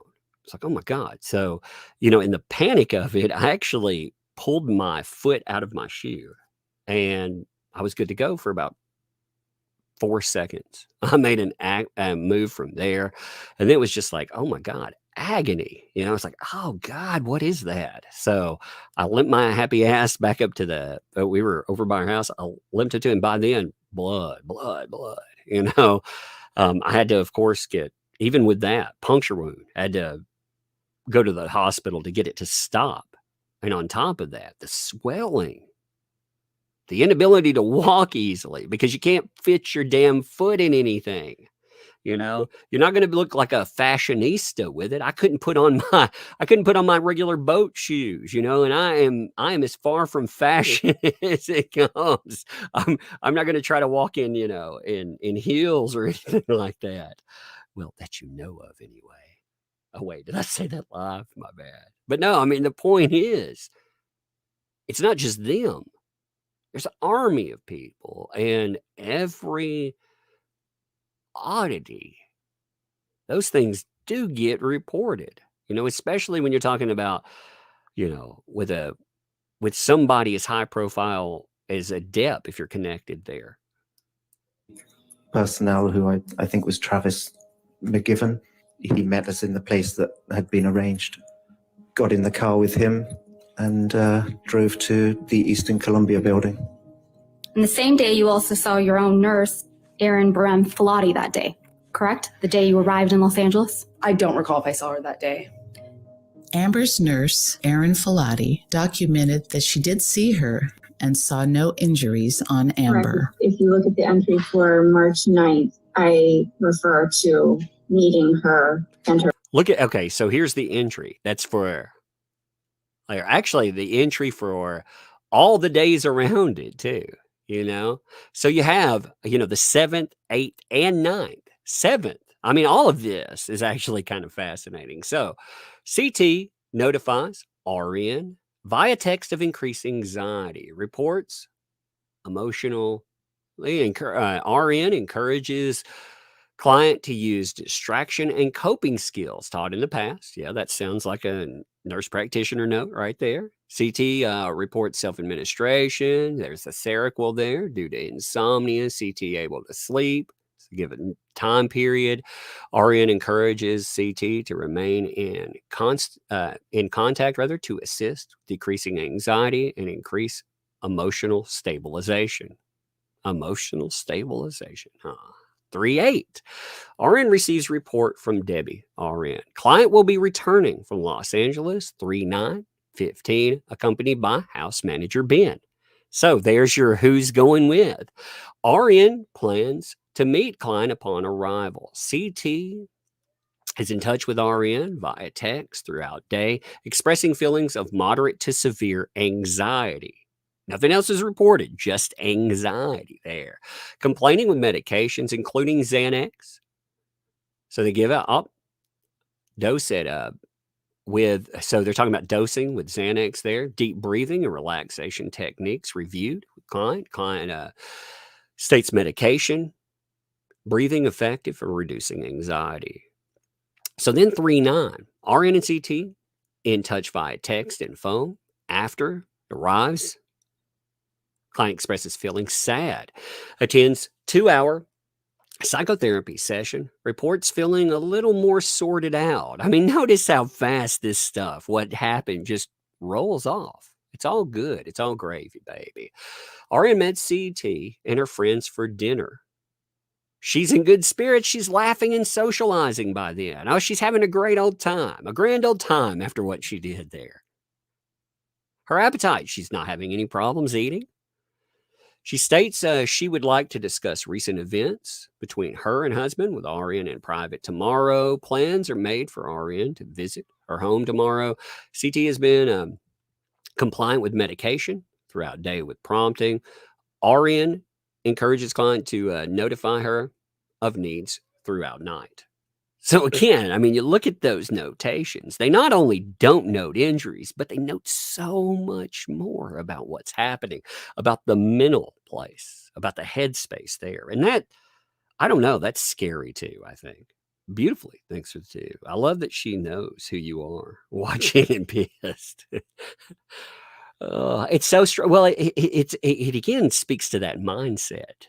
You know, it's also the mindset. It speaks to the mindset of revenge. You know, if somebody knows who you are like that, like again, who are any of us? We're just talking about this stuff. Like, you would think that they would be more worried about a mainstream media person, right? Only the mainstream media won't talk about the evidence there. They're all in the bag, as it were. So, yeah. But I mean, oh, what crazy. So she's going to read through some of this here. Her friends. So yes, I would have met her in person that day. Do you recall observing any injuries to Miss Hurd when you saw her on March 9th, 2015? No, I don't recall. I don't make note of it, but don't recall either. If Miss Hurd had visible injuries, is that something that you would have documented in your nursing notes? I would assume so. Yes. You would pride yourself on that. Would be something you would definitely note. And you'd have other people noting that as well, too. It wouldn't just be the RN that's noting this stuff. It would be you'd have so many people like, oh my God. Heather, thanks for it. What if CT stands for client turn? There's so much shortening for client, though. You know, I mean, it depends on where you work. Like, you know, there's CT.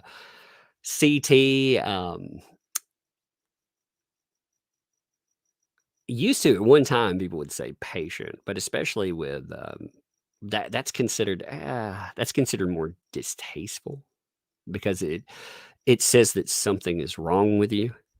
So that's why you get CT. You know, that's the preferred method. You can use it, but even insurance companies are like, they don't like that. Beautifully. Thanks for the two. We're in it together, Tug. Indeed. You know, that was the thing. Like the reason that this stuff got discussed like it did is because so many people were like, yo, this is wrong. This is weird. It is. You remember, you know, she didn't go after, when I say that, remember, she may have gone after in the trial 3 people, but that was because she wasn't able to go after the 200 plus people that she wanted to originally. She wasn't able to dox and vilify all of them because Twitter shot her down and then a judge shot her down. That's a point a lot of people, actually, I don't know if everybody here actually understands or knows that, you know. At one time when the trial was building, you know, she went with the bot narrative and she wanted all of the information on over 200 users on Twitter. Some of them I know personally. I know of personally, you know, online is what I mean. I don't know them in real life, but I know they're people, you know, and she wanted not just their personal information, but she wanted information about where they created their accounts. So she'd want your home, basically. Anywhere you used to sign in. So, hey, you know, if you used it at your parents' house or at work or whatever, they would have access to that too. I mean, just crazy details. And they said that was to prove that you were bots. But I mean, really, what does that prove? Let's see what this is. The many available recordings reveal that Johnny was living with a deep fear of situations such as this one that required him to undergo multiple surgical procedures. Baby, I told you this once. I'm scared to death of it. We are a fucking crime scene. No. He can be heard emphasizing to Amber that something tragic like this would eventually occur if he doesn't escape fights, which she appears to favor. Walking away is necessary, especially between you and I. It is of utmost importance because the next move, if I don't walk away or just go out for a little while, it's just gonna be a bloodbath. In one instance, when Johnny explains to Amber that he left because she hit him, she can be heard avoiding to delve into the details and complaining that he leaves even when there's no physical violence. I'm not gonna be in a physical fucking altercation with you. Then don't. You fucking hit me last night. I'm not gonna get into the details of that fight. You and I both know that you split when there is no physical violence.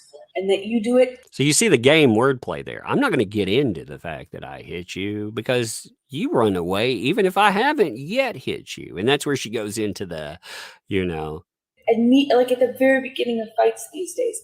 Johnny appears to be stuck in a dire situation where if he stays to have the fights, he's fearful of the physical violence. And when he escapes them, Amber appears to berate and insult him as being cowardly and unmanly.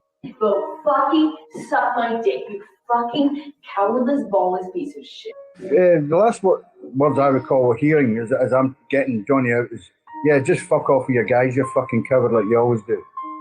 And I did call you pussy, and I said I was sorry for calling you pussy. I called you one name for every time. I did not call you in Toronto. I did not call you. No, I did not. I did not call you a coward. You have the tapes. Let's listen. Yes, I will. I did not call you that in Toronto. I have called you that before, but for everything, every time you heard pussy, which you're so obsessed that you got called, and I'm so sorry, that must be so tough that you got called that one name. Even Johnny's son, Jack, seemed like fair game for Amber to use to insult Johnny and highlight his supposed unmanliness. Oh, to God. Jack's stepfather teaches him more about being a man than your fucking left nut. That's gross, man. That's gross. You know, going after,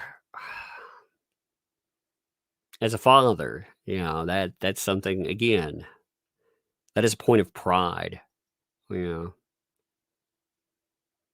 As a point of pride for a parent. You know, you can be many things. You could be a self fuck up, but as far as your kids are concerned, you know, you want them to have the best life. And not only is she reminding him of the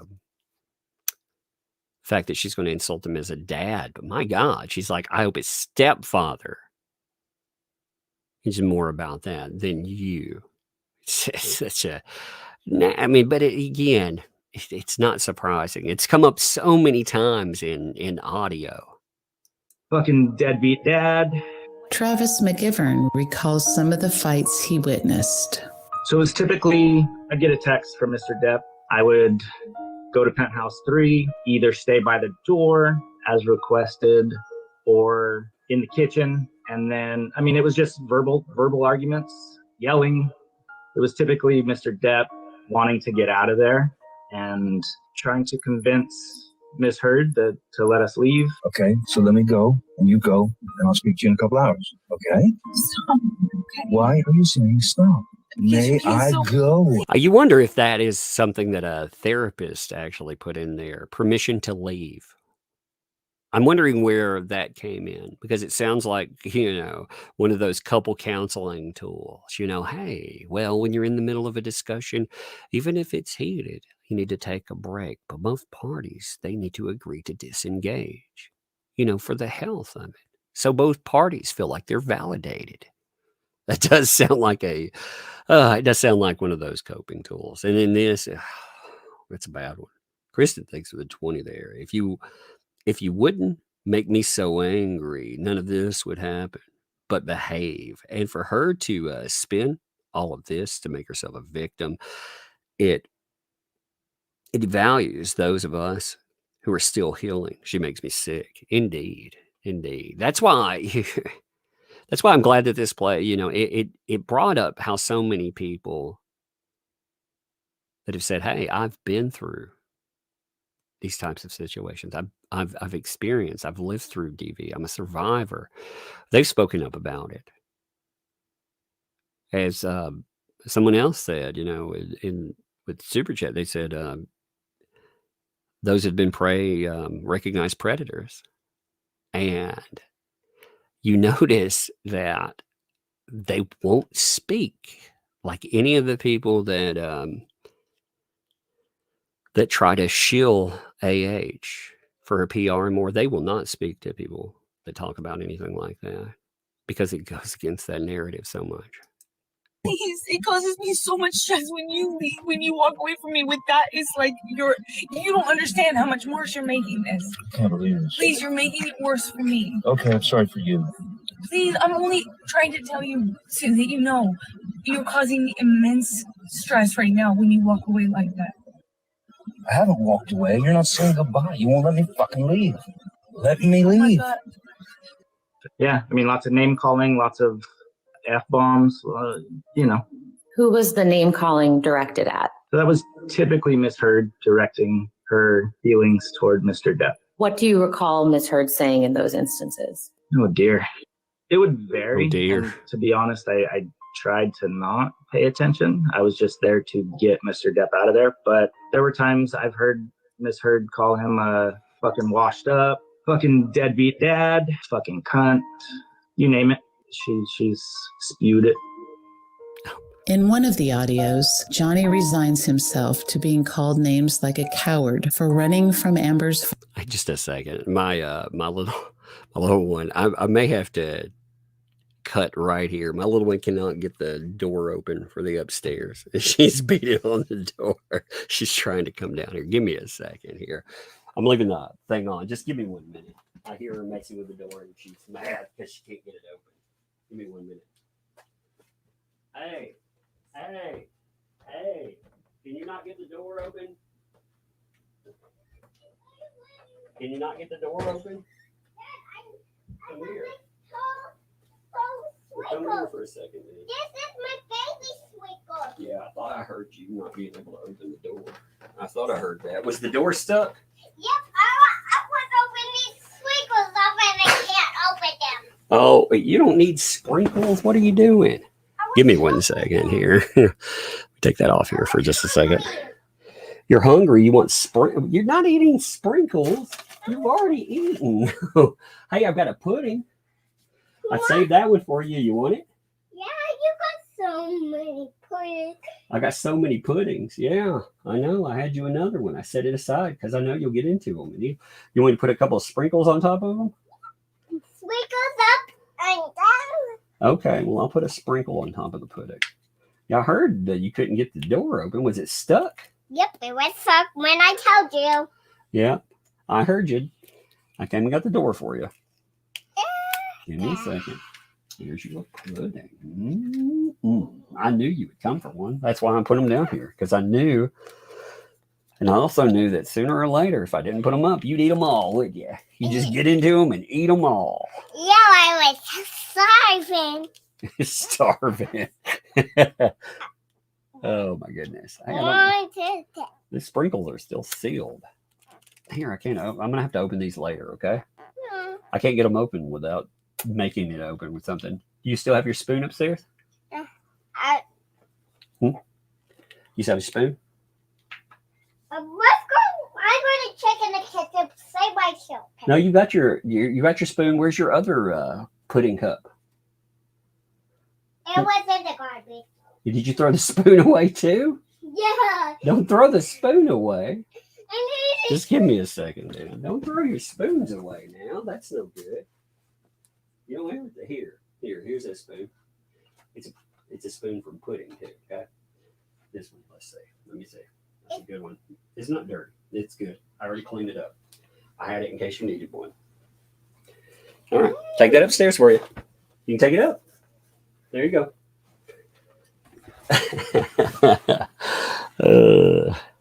Is that good?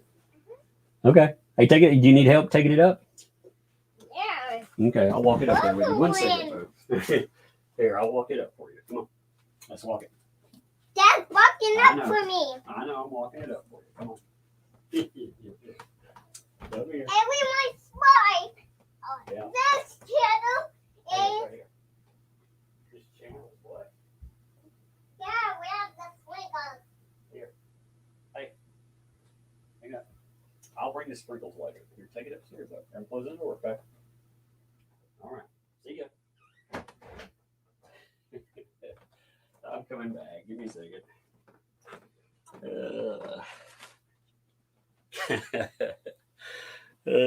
She's like, give me those sprinkles.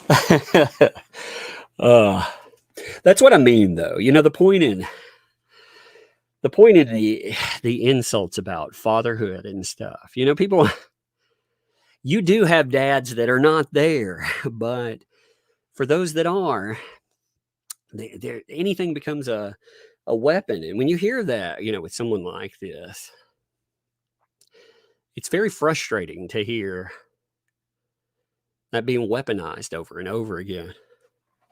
I may break here, to be honest, since I had to stop it anyway. I may break this for a part. We'll have to break it somewhere anyway, because, you know, we're roughly about halfway through it. But she's hilarious, though. She's 4, by the way. So, yeah, I mean, when you look at this, again, you know, the point in examining stuff like documentaries is not relitigation. There isn't a need to relitigate. But unfortunately, there is a need to remind, apparently repeatedly, because there's this bizarre PR war that has been going on. You know, there was a article that came out yesterday too that was talking about, let's see, one second. So Rotten Tomatoes, there was a, you know the site Rotten Tomatoes. Rotten Tomatoes had an article come out yesterday, and this just tells you about PR firms. All right, this is a brand new article that dropped yesterday. This tells you about just how prevalent the PR pushes are. So, Rotten Tomatoes under fire after PR firms scheme to pay critics for positive reviews uncovered. Fake voting wars. I mean, this stuff is real. You know, it's dismissed so often as conspiracy, despite the fact that until some place out there, you know, they actually cover it. Then when they cover it, it becomes true, you know. And it's just, you can see here we go. Here's the main story. The main story noted the decomposition of Rotten Tomatoes, the most overrated metric in movies, is erratic, reductive, and easily hacked, and yet has Hollywood in its grip. So they're talking about plans by PR firms for paying off critics, the utilization of bots to drive scores and metrics. There's the admission of that for stuff like this. And yet when you look at PR, and there have been plenty of discussions about bot farming.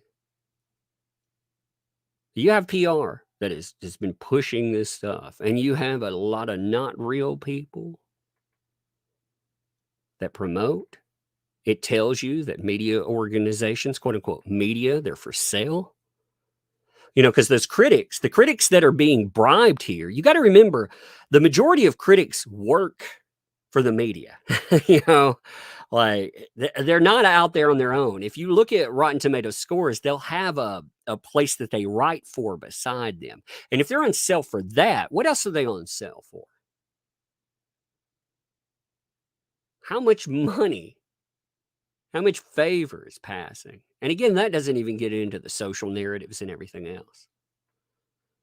Subi Sue, thanks for the 10 there. Hugs for Tug's family. Love your family. Thanks. Yeah, they're a little show people, you know, and I try to, even if I'm doing stuff like this, you know, my door does have a lock on it, but that's so, you know, the older ones use almost 10. You know, when I was younger, like if you know, I would have to maintain, but I just don't feel, I want them to be accessible if they need, or if there's anything, I just don't care. I'm glad they're part of everything. So why not? You know, they should learn. And again, it's about good parenting. That's why it's so insulting. That's why it's also so disturbing to hear somebody constantly derided as a father. Society already does that with fathers. They do that all too often. You know, if you work a lot, oh, you work too hard. If you don't, you're a deadbeat dad. I mean, it's crazy stuff. You know, Heard seems to redefine what a deadbeat dad is too. You know, not available. Oh, you're not teaching him enough manhood. Why? Because well, he won't stick around and engage in physicality. Wait a minute. Wait, that's what a good father is. I'm confused. I'm very confused there. Raquel or Ship, thank you for the tip. Hey, Tug and Chad, hope you're doing well. Tug, do you have the painting? If not, check your email for your channel. Will be from DHL. I'll check that. I have to go to my P.O. box tomorrow. I have to drive out there, so I usually go 2 times a week normally. So I'll check them too. Thank you. John, thanks for the 5. Rotten Tomatoes definitely had fake reviews for Brie Larson in the movie Marvels. Well, they, you know, these major companies, and again, if corporations will do that, and you see this promotion everywhere else, what's the price too? You know, is the price going from an unpaid intern to going to somebody that's paid? Because we've seen that happen real time with somebody that didn't even tune in until the middle of the trial. We saw that happen with one person. We've seen that again. We've seen it over and over again. There's a price. And you wonder. Kristen, thanks for the 10. Ruby, my border collie, sends candy and sprinkle. Indeed. Yeah. They're smart enough to use computers. LOL. That's funny. That's actually funny. Thank you. Thank you to you. And thank you to Ruby as well. That's funny. Oh, man. Kids, though. Like I said, when you look at that, there's so many things that stick there. So many things when you engage in the largest elements of this thing, it's so easy to just dismiss the other items, the items that are they're reductive. It's, you know, they're insulting and demeaning, and they're very real too. They're very nasty. But anyway, I think I'm going to end here tonight. I think it's a good stopping point since I stopped anyway. We hit a 2-hour mark. I like the 2-hour mark on stuff. One of the reasons that I wanted to promote this, I got a good laugh out of the AH Sims, but I also they didn't think that this thing would get any play. They thought it would be so easy to just cast it to the wayside. It would get no backing or anything else. So for myself, I was like, you know what? I'm going to spend the week freaking making sure that I plug it. I'm going to go out here. I'm going to show people this documentary. I'm going to make sure that people, they see it. They know what's there. And they know it's just not one of these run-of-the-mill ones. There was another, there are a couple of other pretty detailed ones. I will discuss that after we hit the end here. We'll see what's there. But like I said, it's good. It's good to see. It's good to acknowledge. And also, again, it's good to back it. So I'll put the link in the description. And yeah, we'll pick up again. All right. Well, I think it's that. Yeah, I appreciate you folks. Like I said, a lot of you have shown up. It's been good. A lot of you stuck around, even when we're talking here. Subi Sue, thanks for the 2. Thanks for all you do. And I thank you all too. I mean, again, they're important conversations. So many people reduce it to a point of, man, trial. Things are about truth. They're not about trials. And that truth, it was spoken, but people are waging a war on truth. Like, what do you do with that? Well, you continue to speak truth. Maybe it will filter into people and they won't forget, because I mean, we've seen it so often. Raquel, not Rochelle, thanks for the 2.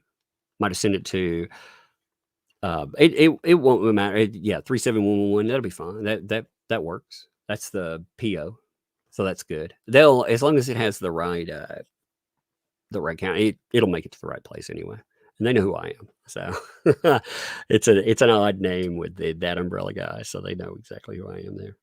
4C, thanks for the 7 months. What's up, 4C? I bought it based on your recommendations. Do wish they spell beginning correctly, though. Well, there's some of those. So beginning, I don't know how they spelled it. Give me 1 second. Is beginning one of the words that, there are so many words that have like oddities in spelling UK versus US. I was thinking, is that one of the, I've ran into so many odd, there are even words, doxing is a really interesting word. So doxing, the dropping of people's private information. Depending, you have the argument over the X versus the XX in there, DOXX versus DOX. So anyway, all right. I'll let y'all out of here. Well, I'm going to leave anyway, and I'll drop there's a link in the top of the description, but for the aftermath, I'll put it in a comment and everything. Anyway, see ya.